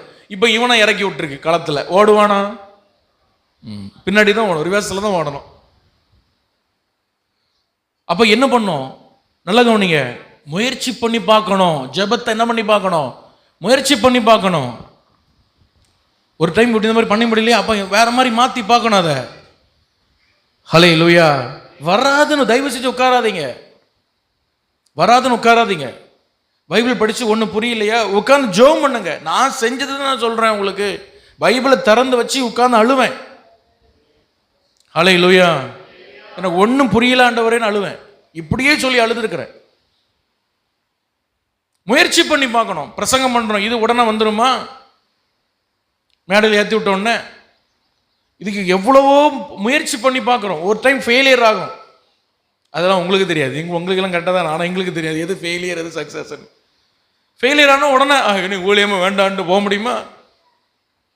ஒரு டைம் அதான் வெற்றியும் தோல்வியும் உண்டு, எல்லாத்துக்கும் உண்டு. திருவள்ளுவர் அழகா சொல்லியிருக்கிறார். என்ன சொல்லியிருக்கிறாரு? பயிற்சி பண்ணுங்க அப்படின்னு சொல்லியிருக்காரு. ஹல்லேலூயா. பாருங்க, வசனத்தை விட்டு திருக்குறள்லாம் போக வேண்டியது. ஏன்னா என்ன பண்ற, எப்படியாவது என்னத்தையாவது சொல்லி எடுத்து அட்டென்ஷனை சீக் பண்ண வைக்க. ஹல்லேலூயா. வசனத்தை மட்டுமே டீப்பா பேசினா எத்தனை பேர் உட்கார்ந்து கேட்பீங்க? அப்படி கேட்குற மாதிரி இந்த சபை வளரணும்னு ஆசைப்படுறேன் நான். ஹல்லேலூயா. 2 மணி நேரம் வசனத்தை எடுத்து ஹீப்ரு கிரீக்கு ரூட்ல போனா கூட உங்களுக்கு என்ன செய்யக்கூடாது? போர் அடிக்க கூடாது. அதுதான் உண்மையான ஒரு இது. ஹல்லேலூயா. அதுக்கு தப்பு இல்லை. கதைகள் சொல்றது, ஆண்டவர் நிறைய இடத்துல கதை சொல்லியிருக்கிறார், இது பண்ணியிருக்காரு, தப்பு இல்லை. ஆனால் அதையே எதிர்பார்த்துட்டு இருக்கக்கூடாது, கதை மட்டுமே எதிர்பார்த்து இருக்கக்கூடாது, வசனத்தையும் கேட்கணும், பயிற்சி எடுக்கணும். வசனத்தில் என்ன பண்ணுவாங்க, நீங்கள் பயிற்சி எடுக்கணும். கற்க கசடர கற்பவை கற்ற பின், அதுக்கு அர்த்தம் என்ன, எதை கற்கிறியோ அதை பயிற்சி பண்ணுங்க. நீங்கள் செய்தி கேட்குறீங்களோ அதை என்ன பண்ணணும், பயிற்சி பண்ணி பார்க்கணும், அப்போ தான் வளர முடியும். ஹல்லேலூயா. கேட்கும் வசனத்தை, நீங்கள் தியானிக்கிற வசனத்தை, படிக்கிற வசனத்தை நீங்கள் ட்ரை பண்ணி பார்க்கணும், பயிற்சி பண்ணி பார்க்கணும். நீதியின் வசனத்தில் நீதியின் வசனத்தில் பழக்கமுள்ளவர்களாய் மாறணும். ஹல்லேலூயா. அப்போ மைண்ட் என்ன செய்யுதான், அப்படி நீதியின் வசனத்தில் பழக்கமுள்ளவர்களாய் நம்ம மாறும் பொழுது நன்மை என்ன தீமை என்னன்னு பயிற்சியினால் பகுத்தறிய இந்த மூளைக்கு நம்ம இடம் கொடுக்குறோம், ஆவிக்கு இடம் கொடுக்குறோம். எத்தனை பேருக்கு நான் சொல்றது புரியுது? புரியாத மாதிரி இருக்கியே. ஹல்லேலூயா. நமக்கு நம்ம ஆவிக்கு நம்மளே ஒரு ட்ரைனிங் கொடுக்குறோம். ஓ, இதை செஞ்சால் ஆண்டவருக்கு பிடிக்காது, இதை செஞ்சால் இப்படி ஜெபம் பண்ணலாம், இப்படி ஜெபம் பண்ணலாம், நிறைய நேரம் ஜெபம் பண்ணலாம், இப்படி பாட்டு பாடினா நல்லா இருக்கு, இந்த பாட்டை பாடுவோம். இதை ஒருக்கா நீங்கள் ட்ரை பண்ணி பார்க்குறீங்க, உங்களுக்கு அது ஃபெயிலியர் மாதிரி இருக்கு, அடுத்தது வேற ஒன்று ட்ரை பண்ணி இப்படி தான் ஆவிக்குரிய வாழ்க்கையில் சில முயற்சிகள் எடுத்து பார்க்கணும். ஹல்லேலூயா. எனக்கெல்லாம் ஜெபம் வராதுங்க அப்படின்னு நீங்கள் சொல்லிட்டு உட்காரக்கூடாது. ஆமென். ஹல்லேலூயா. கேட்கும் வசனத்தை என்ன பண்ணோம், பயிற்சி பண்ணி பார்க்கணும். ஒரு ஊரில் ஒரு பையன் இருந்தானா, அந்த பையனுக்கு வேலைக்கு போகணுன்னு ஆசை. என்ன ஆசை? வேலைக்கு போகணுன்னு ஆசை. அவங்க அப்பா ஓயாமல் திட்டிடவே, வேலைக்கு போடா, வீட்டில் சும்மா இருக்க, வேலைக்கு போடான்னு. இவன் கடத்தருக்கு போனானா, அந்த வேலை சம்மந்தமான எல்லா புக்கையும் வாங்கினானா, எல்லா புக்கையும் வாங்கி வீட்டில் அடுக்கி வச்சானா. 24 மணி நேரமும் அந்த யூடியூப்பில் அதை உட்காந்து என்னத்தையாவது பார்த்துக்கிட்டு இருப்பானா. பயங்கரமான கோச்சிங் கிளாஸ்லாம் போனானா. எல்லாம் போயிட்டு 6 மாதம் கழிச்சு எங்கள் அப்பா சொன்னானா, இப்போ வேலைக்கு ரெடியானுன்னா, இல்லைப்பா எனக்கு பயமாக இருக்குது இன்டர்வியூனானா. ஏன்னா அவன் போகிறது ஐடி வேலை, அங்கே கோடிங்னு ஒன்று உண்டு. என்ன உண்டு? கோடிங். அந்த கோடிங்கை உட்காந்து பார்த்தா வராது, அதை உட்காந்து டைப் பண்ணி பார்க்கணும். புக்கு வாங்கி வீட்டில் பார்த்துட்டு அப்படியே புரட்டி பார்த்தோன்னு ஒன்று வந்துடாது. வீட்டில் படுத்து கிடந்து புக்கை புரட்டி பார்த்தோன்னே கோடிங் வந்துடுமா? டிவியில் பார்த்தோன்னு வந்துடுமா?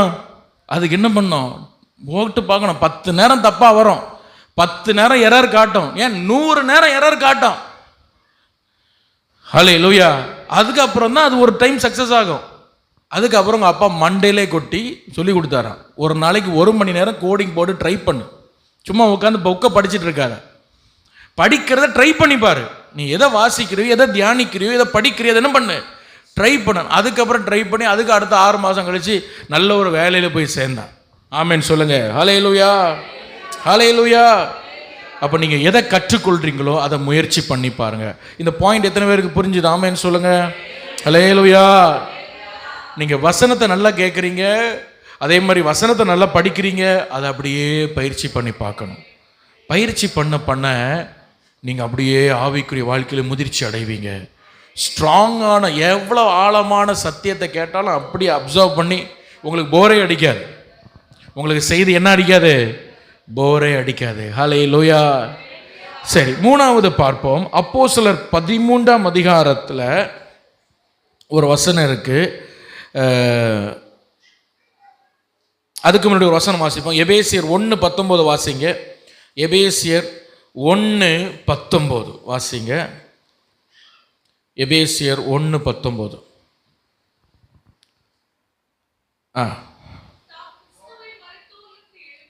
தாம் கிறிஸ்துவை மரித்தோரிலிருந்து எழுப்பி. யார் எழுப்பினது?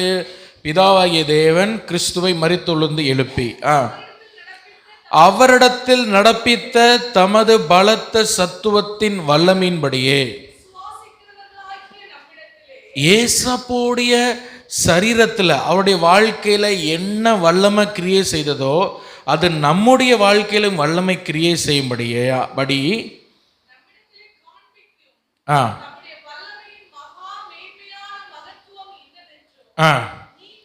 நீங்கள் அறியும்படி பிரகாசமுள்ள மனக்கண்களை உங்களுக்கு கொடுக்க வேண்டும் என்று. ஹல்லேலூயா. இதில் என்ன போடப்பட்டிருக்கு அப்படின்னு சொன்னால், இந்த வசனத்தை நீங்கள் தெளிவாக பாருங்கள். ஏசப்பாவிடத்தில் ஒரு வல்லமை கிரியை செய்ததான். ஹல்லேலூயா. அந்த வல்லமை என்னன்னா உயிர் எழுந்த வல்லமை. ஹல்லேலூயா. என்ன வல்லமை? உயிர்த்தெழுதல். பைபிளில் ஒரு வசனம் இருக்கு, யோவான்ல நினைக்கிறேன். அவரை குறித்து சொல்லப்பட்ட எல்லாம் நிறைவேறின பின்பு அந்த சிலுவையிலிருந்து அவர் இறங்கினார். அப்படி ஒரு வசனம் இருக்கு. அப்போஸ்தலர் 13 நினைக்கிறேன், எடுங்க பார்ப்போம். அது ரொம்ப அழகா இருக்கும் அந்த வசனம். நம்ம சிலுவையில் ஏசப்பா வந்து அப்போஸ்தலர் 13:30, தேவனோ அவரை மரித்தோர், இல்லை அதுக்கு முன்னாடியே வரும். 29 வாசிங்க. அப்போஸ்தலர் 13:20, அவரை குறித்து எழுதியிருக்கிறவர்கள் யாவும் அவர்கள் நிறைவேற்றின பின்பு அவளை மரத்திலிருந்து இறக்கி கல்லறையில் என்ன செஞ்சாங்க? கவனிக்கிறீங்களா? ஒரு ஆமேன்னு சொல்லுங்க. எத்தனை பேர் கவனிக்கிறீங்க? ஹல்லேலூயா. நம்ம எல்லாரும் என்ன நினைக்கிறோம்னா, ரோம போர் செய்வர்கள் இயேசுவை என்ன பண்ணாங்க? குடும்பப்படுத்தினாங்க பாஸ்டர். என்ன பண்ணாங்க? குடும்பப்படுத்துனாங்க. வஸ்திரத்தை பங்கிட்டாங்க. கைகளில் கால்களில் ஆணி அடித்தாங்க. கைகளை காலில் என்ன அடித்தாங்க? தலையில் முள்கிரீடத்தை வச்சு அடித்தாங்க. வாரினால் முதுகில் அடித்தாங்க. சிலுவையில் செத்த பிறகும் உயிர் இருக்கான்னு ஈட்டியை வச்சு விழாவில் குத்தி இருதய வரைக்கும் குத்தி எடுத்து பார்த்தாங்க. இது எவ்வளவு கொடுமை அப்படின்னு நினைக்கிறோம். ஆனால் பைபிள் என்ன சொல்ல தெரியுமா? இது எல்லாம் அவருடைய வாழ்க்கையில நிறைவேற வேண்டும் என்று ஏற்கனவே எழுதி வைத்திருந்ததா. ஒரு ஆமென் சொல்லுங்க. அந்த போர் செய்வர்கள் அவர்களுக்கு தெரியாம வசனத்தை நிறைவேற்றி கொண்டிருந்தாங்க. ஹல்லேலூயா. அதாவது எப்படி தெரியுமா? இயேசுடைய சிரசில் முள்கிரீடம் வச்சு அடிக்கப்பட வேண்டும் என்பது வசனம் நிறைவேறுது. ஹல்லேலூயா. ஏன்னா முள் வந்து சாபத்துக்கு அடையாளமா இருக்கு. இன்னைக்கு இயேசு தலையில் முள்கிரீடம் வச்சு அடிக்கப்பட்டதுனால தான் நமக்கு சாபத்தில் ஒரு விடுதலை உண்டு. சரி, இயேசுவுக்கு கைகளையும் கால்களையும் ஆணி அடிக்கணும்னு சொல்லி சங்கீதம் 22 போட்டிருக்கு. என் கைகளையும் கால்களையும் உருவ குத்தினார்கள். அதை இவங்க அறியாமலே நிறைவேற்றினாங்க. ஹல்லேலூயா. என் வஸ்திரத்தை தங்களுக்குள் பங்கிட்டார்கள். அதுவும் ஏற்கனவே சொல்லப்பட்ட வாக்குத்தத்தம். ஹல்லேலூயா. என் தாகத்துக்கு குடிக்க காடியை கொடுத்தார்கள். அதுவும் அவங்க தெரியாம செஞ்சது ஆக்சுவலா. ஆனா அது பைபிள் இருக்கிற அவரை குறித்த வாக்குத்தத்தம். நான் தாகமா இருக்கிறேன்னு வசனம் நிறைவேறதான் இயேசு சொன்னார். ஹல்லேலூயா. அப்போ நல்ல கவனிங்க. இந்த போர் செய்வர்கள் என்ன செய்யறோன்னு அவங்களுக்கு தெரியல. பைபிள் அழகா சொல்லுது, அவரை குறித்து எழுதியிருக்கிறவைகள் யாவும் அவர்கள். அந்த அவர்கள் யாரு?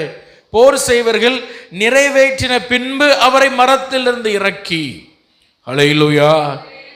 அப்போ இயேசு மரிக்கும் பொழுது ஒரு பூரண புருஷனாய், உங்களுக்கு புரியுதா? ஒரு நல்ல ஒரு பூரண தேறின ஒரு மனுஷன் எப்படி இருக்கணும் ஆண்டவர் பிதாவாகிய தேவன் ஆசைப்பட்டாரோ அந்த மாதிரி அவர் பூரணமா எல்லாவற்றையும் செஞ்சு முடிச்சு அவர் எடுத்து கல்லறையில் வைக்கிறாங்க. அதுக்கு பிறகு என்ன நடந்ததுன்னா, ஒரு பரிசுத்த ஆவியின் உயிர்த்தெழுந்த வல்லமை அவருக்குள் பிரவேசித்தது. அவர் உயிரோடு கூட எழுந்தார். ஹல்லேலூயா. நல்ல கைகளை தட்டி ஆண்டவரை மகிமைப்படுத்துவோம். ஹல்லேலூயா. ஒரு உயிரோடு கூட எழுந்தார். பூரணமா எல்லாம் நிறைவேறின பிறகு அவரிடத்துல ஒரு வல்லமை கிரியேட் செய்தது. அப்போ நல்லா கவனிங்க, உங்க வாழ்க்கையில் நீங்க பூரண புருஷராய் மாறணும்னா, இல்லை அடுத்த கட்ட ஆவிக்குரிய வாழ்க்கையில் போகணும்னா, உங்களுடைய வாழ்க்கையில் மூணாவது ஒரு உயிர்த்தெழுந்த வல்லமை கிரியேட் செய்ய வேண்டும். உங்களுக்குள்ள ஒரு உயிர்த்தெழுந்த வல்லமை இருக்கணுங்க. Praise lord. ஹல்லேலூயா. ஹல்லேலூயா. அதனால தான் பவுல் சொன்னார், நம்ம முதல்ல வாசம் கொலோசியர் 1:29, நான் எப்படி பிரயாசப்படுகிறேன், எனக்குள் கிரியை செய்கிற தேவனுடைய வல்லமையின்படியே நான் பிரயாசப்படுறேன்னு சொல்றார். ஸோ நல்ல கவனிங்க. நான் என்னதான் பரிசுத்தமாக வாழணும், ஜெபம் பண்ணணும், நீங்கள் பைபிள் படிக்கணும் 1000 முறை எங்கே நின்று சொன்னாலும் நீங்கள் அதை செய்யணும் அப்படின்னா உங்களுக்கு ஒரு ஸ்ட்ரென்த் வேணும். இல்லைன்னா நீங்கள் செய்ய முடியாது. ஹல்லேலூயா.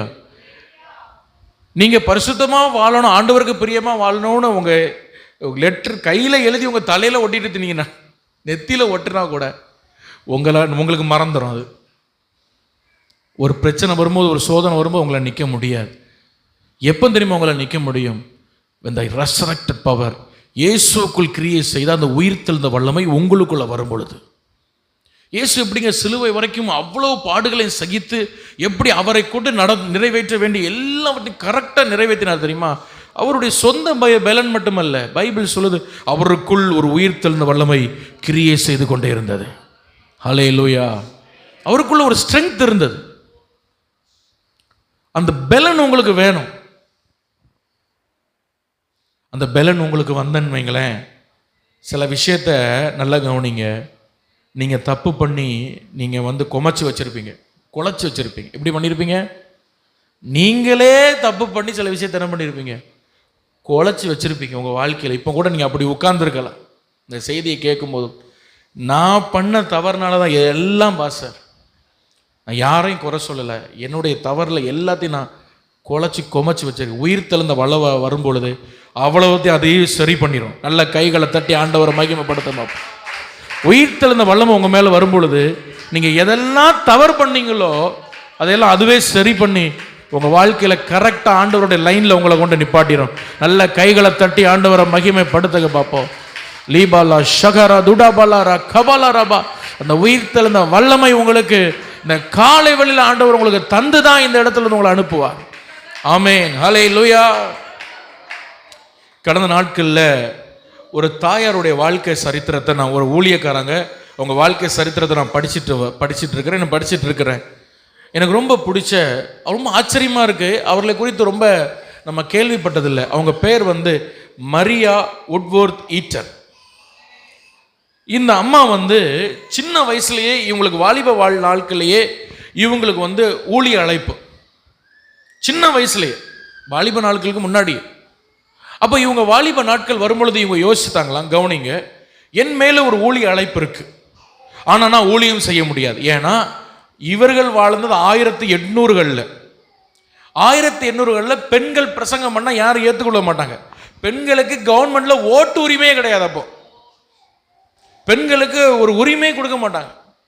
பெண்கள் போய் மேலே மைக்கு பிடிச்சி பிரசங்கம் பண்ணால் அவ்வளோ பேருக்கு முகமும் சுழியும், ஒருத்தருக்கும் பிடிக்காது. இப்போ இந்த அம்மா மேலே ஒரு ஊழிய அழைப்பு, ஆண்டவர்கள் ஊழியத்துக்கு அழைக்கிறார். அப்போ இவர்கள் ஒரு முடிவு பண்ணாங்க, எப்படி நான் பெண்ணாக இருக்கிறதுனால என்னை ஊழியம் செய்ய விட மாட்டாங்க, நான் ஒரு நல்ல ஊழியக்காரனை நான் திருமணம் செய்ய வேண்டும். என் அழைப்பை, என் தரிசனத்தை புரிந்து கொள்கிற, என் அழைப்புக்கு ஒத்த, என் தரிசனத்துக்கு ஒத்த ஒரு மனுஷனை நான் திருமணம் செய்யணும். நல்லா கவனிங்க. ஹல்லேலூயா. எப்பவுமே வாலிப பிள்ளைகள் கவனிங்க, உங்கள் மேலே ஒரு தரிசனம் இருக்கும், உங்கள் மேலே ஒரு அழைப்பு இருக்கும், அதற்கேற்ற துணையை தான் நீங்கள் தேடணும். அழகை முக்கியப்படுத்தக்கூடாது, பணத்தை முக்கியப்படுத்தக்கூடாது. ஹல்லேலூயா. சரி, இந்த கழுதையும் எருதையும் ஒரே ஏரில் வச்சு ஓட்ட முடியாது. அப்போ உங்கள் அழைப்பு என்னன்னு பார்க்கணும். நிறைய பேருக்கு இதில் ஐடியாவே கிடையாது. எனக்கு ஊழிய அழைப்பு இருக்கு, நான் ஊழிய அழைப்பு இல்லாத ஒரு பெண்ணை கல்யாணம் பண்ணுவேன். அன்னையோட நீ தீந்த, உன் ஊழியம் போச்சு. அன்னையோட சுடுதண்ணி ஊற்றின மாதிரி தான் தலையில் கொதிக்க கொதிக்க. ஹல்லேலூயா. அன்னையோட போச்சு எல்லாம். எத்தனையோ பசங்களை நான் பார்த்துருக்கிறேன். அதே மாதிரி எத்தனையோ பெண்கள், நான் ரட்சிக்கப்பட்டாலும் நான் ரட்சிக்கப்படாத அவனை கல்யாணம் பண்ணி அப்படியே ஆத்தும ஆதாயம் பண்ணி அப்படியே சபைக்கு கூட்டிகிட்டு வந்துடுவேன். இந்த பொண்ணு அப்படியே அவனை திருப்பி அவனை அங்கே கூட்டிகிட்டு போயிடுவான் மலைக்கு. இவன் அங்கே நிற்பான் மலையில். ஹல்லேலூயா.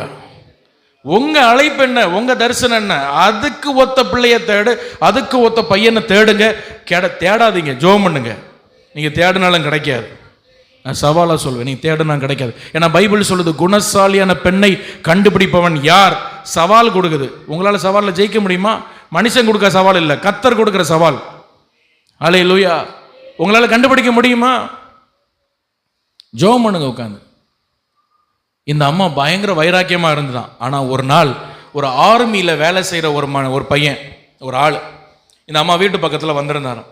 இந்த அம்மாவுக்கு பார்த்தோன்ன காதல். என்ன காதல் அது? ஷிஃப்ட் காதல். என்ன காதல் அது? பார்த்தோன்ன காதல். இன்னைக்கு காதல், நாளைக்கு ரவுண்டிங், 3ஆம் நாள் பீச், 4ஆம் நாள் பார்க், 5வது நாள் கல்யாணம், 6வது நாள் பிள்ளை,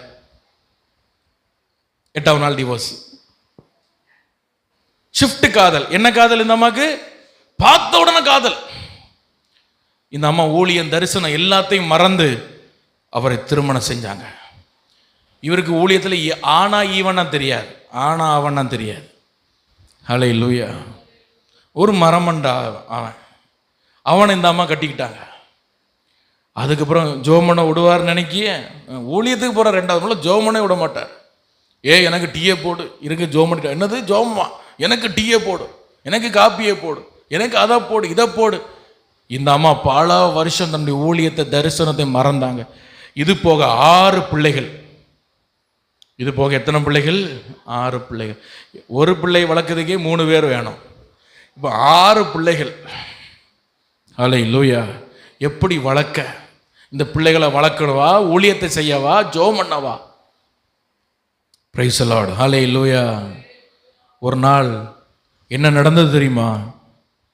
5 பிள்ளைகள், இந்த அம்மாவுடைய 5 பிள்ளைகள், சரித்திரம், உண்மை சம்பவம், செத்து போனாங்க.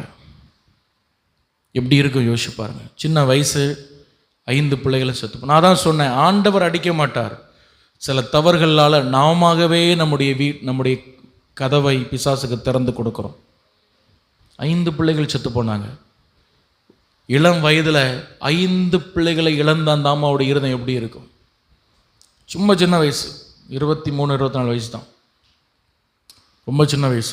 ஏஜ் கரெக்டத்தில் ரொம்ப சின்ன வயசு. இந்த அம்மா எப்படியோ ஜோமணி இந்த அம்மா பலப்பட்டுட்டு, இவனுக்கு தான் ஜோமனை தெரியாதே, அவன் உட்காந்து வாயாமல் அழுதுகிட்டே இருப்பானா, குடிச்சு பிள்ளை செத்து போச்சு. வாழ்க்கையில் எல்லாத்தையும் நான் குமைச்சிட்டேன் ஆண்டவரே. என் மேலே வச்ச தரிசனம், என் மேலே வச்ச நோக்கம், என் மேலே வச்ச எல்லாத்தையும் நானே குமைச்சிட்டேன் ஆண்டவரே, நானே களைச்சிட்டேன் ஆண்டவரே என்று சொல்லி ஓயாம குற்ற உணர்வோடு இந்த அம்மா அழுது கொண்டே இருக்குமா. ஒரு நாள் ஆண்டவர் இந்த அம்மாட்ட சொன்னாரா, நீ பைபிள் எடுத்து படி. ஹல்லேலூயா. இந்த அம்மா பைபிள் எடுத்தாங்க. ஆதியாகமத்திலிருந்து வாசிக்க ஆரம்பிச்சாங்க. ஆண்டவர் பெண்களை எப்படி வல்லமையாய் பயன்படுத்தி இருக்கிறார் என்பதை ஆவியானவர் இவளுக்கு ஹைலைட் பண்ணி காட்டினார். சாராள் முதல் கடைசி பெண் வரைக்கும். ஹல்லேலூயா. எப்படி பெண்களை ஆண்டவர் வல்லமையா பயன்படுத்த, இந்த அம்மா எடுத்து நோட்ஸ் எடுத்தாங்க. பெண்களை எப்படி ஆண்டவர் வல்லமையா பயன்படுத்தி இருக்கிறாரா, இந்த ஆண்டவர் என்னையும் பயன்படுத்த முடியுமா?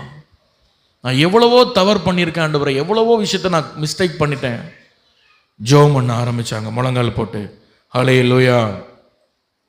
இவங்க ஜெபிக்கும் பொழுது ஆண்டவர் இவர்களுக்கு ஒரு தரிசனத்தை காட்டினார்.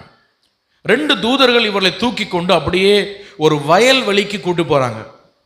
அந்த வயல்வெளி முழுவதுமாய், அந்த வயல் முழுவதும் தங்கமா இருக்குது.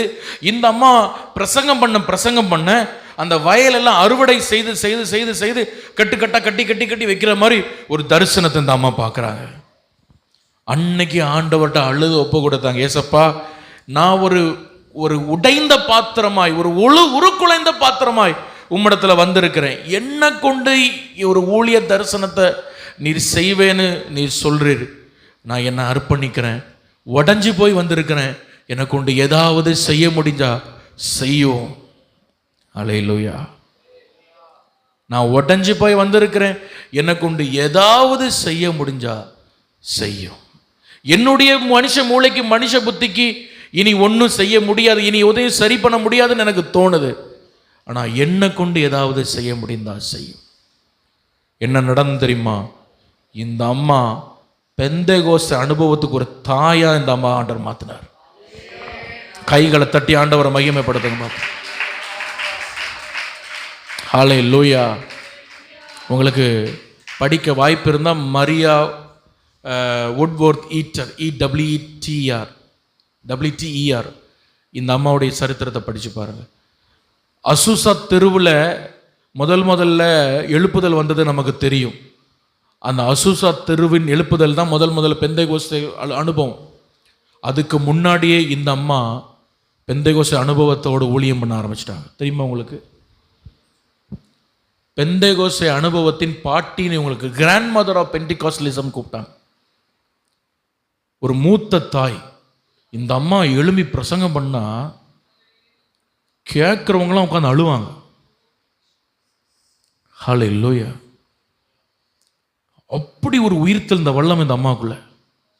ஒரு கிராமத்துக்கு போனா, அந்த கிராமத்துக்கு பேர் என்ன தெரியுமா? பிசாசின் குகை. அந்த கிராமத்துக்கு பேரே பிசாசுக்கு குகை. எத்தனை ஊழியக்காரங்க அங்கே ஊழியம் செய்ய முடியுமா? ஆண்கள் ஊழியத்தை போட்டுட்டு ஓடி இருக்காங்க. போட்ட ஊழியத்தை இந்த அம்மா கையில் எடுக்கும் பொழுது எல்லாரும் ஏளனம் பண்ணாங்களாம்.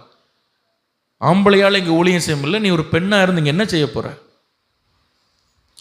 இந்த அம்மா 4 நாள் மீட்டிங் வச்சாங்க ஓப்பன் ஏர்ல. 3 நாள் இந்த அம்மா முன்னாடி வந்து உட்காந்து கேலி பண்ணி கிண்டல் அடிச்சிருப்பானா பிரசங்கம் பண்ணும் பொழுது. 4வது நாள் இந்த அம்மா பிரசங்கம் பண்ணும் பொழுது ஒரு உயிர் தெழுந்த வல்லமை அந்த கிரவுடுக்குள்ள இறங்கிச்சு. ஹல்லேலூயா. அத்தனை பேரும் பாவ உணர்வு போட்டு தரையில உருண்டு உருண்டு அழுதான். ஹல்லேலூயா. இந்த அம்மாவுடைய கூட்டத்தில் ஒரு அம்மா சுகத்துக்காக வந்தாங்க, சுகம் பெறுவதற்காக.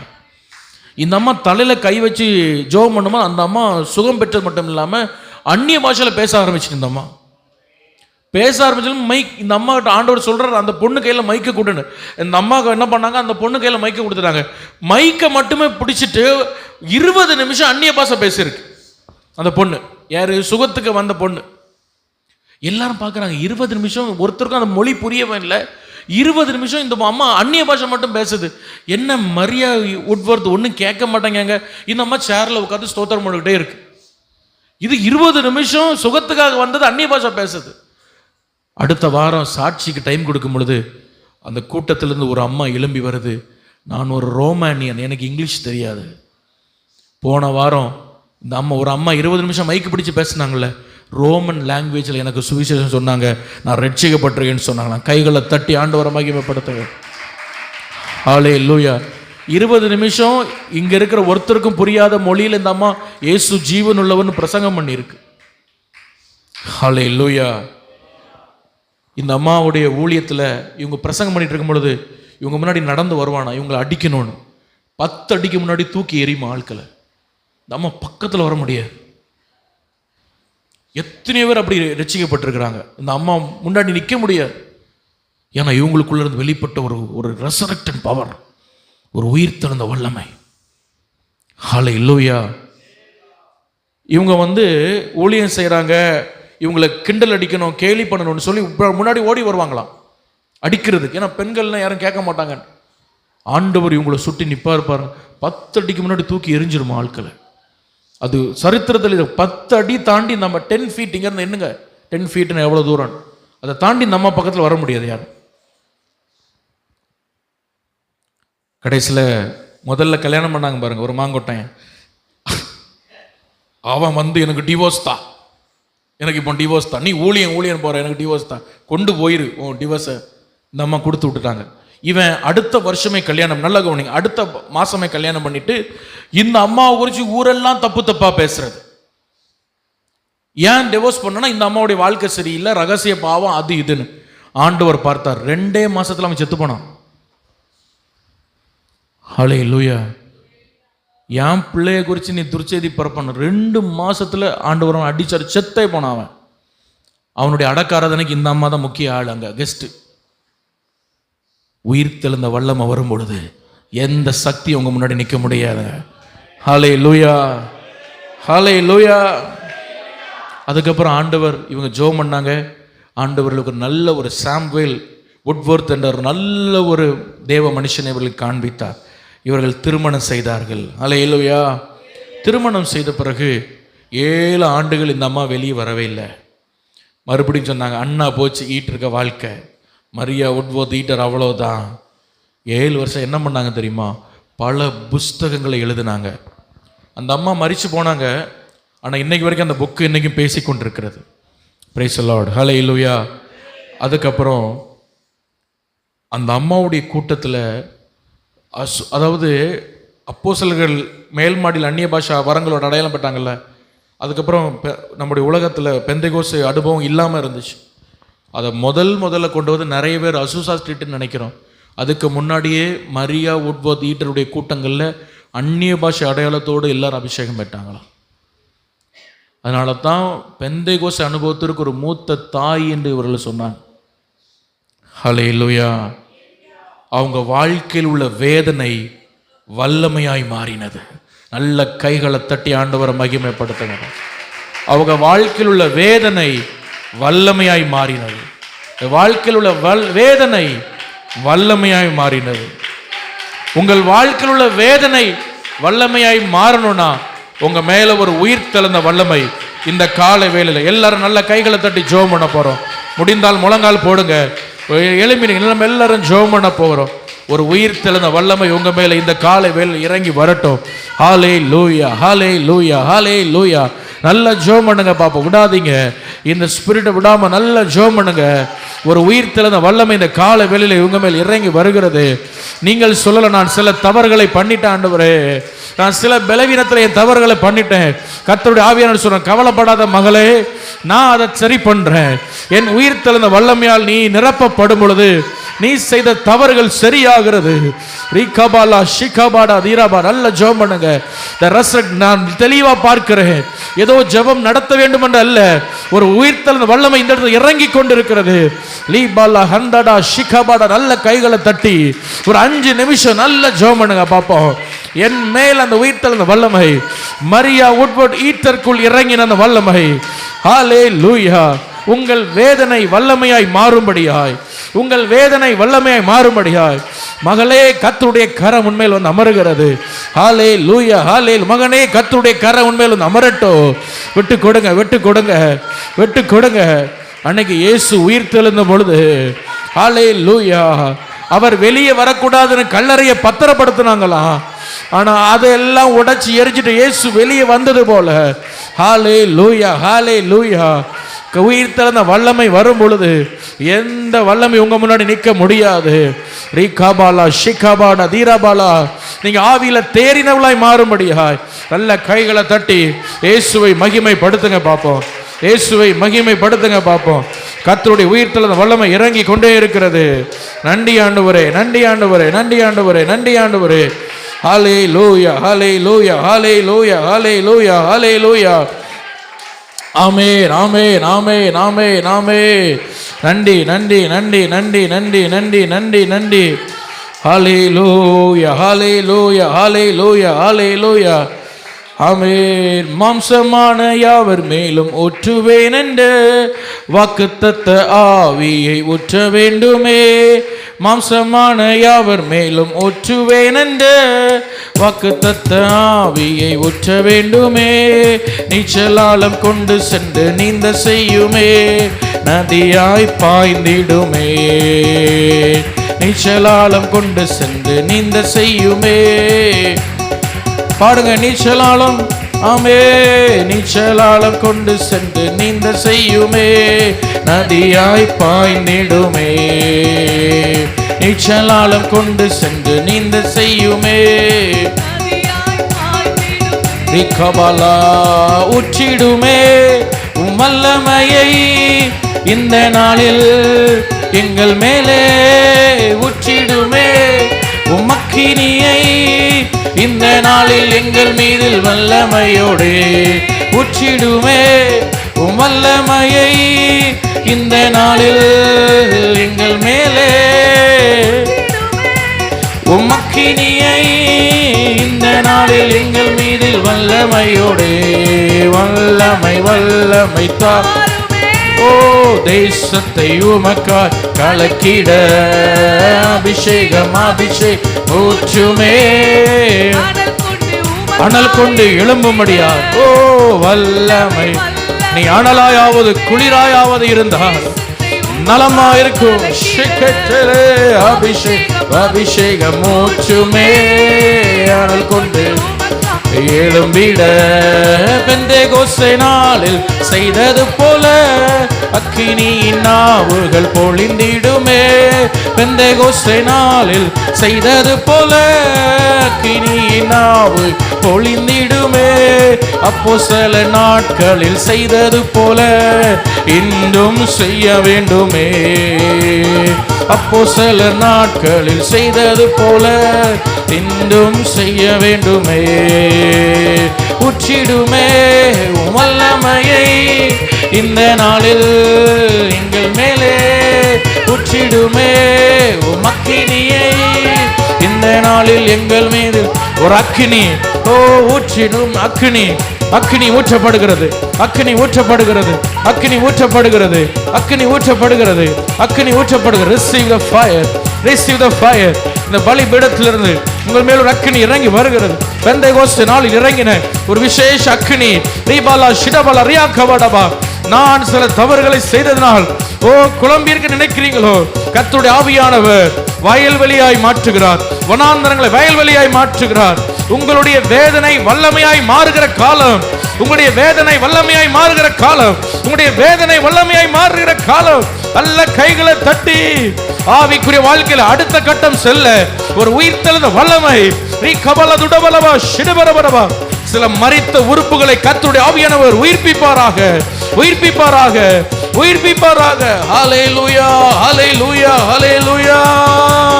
வல்லமை வல்லமை தாருமே, தேசத்தை உமக்காய் கலக்கிட அபிஷேகம் அபிஷேகம் ஊற்றுமே.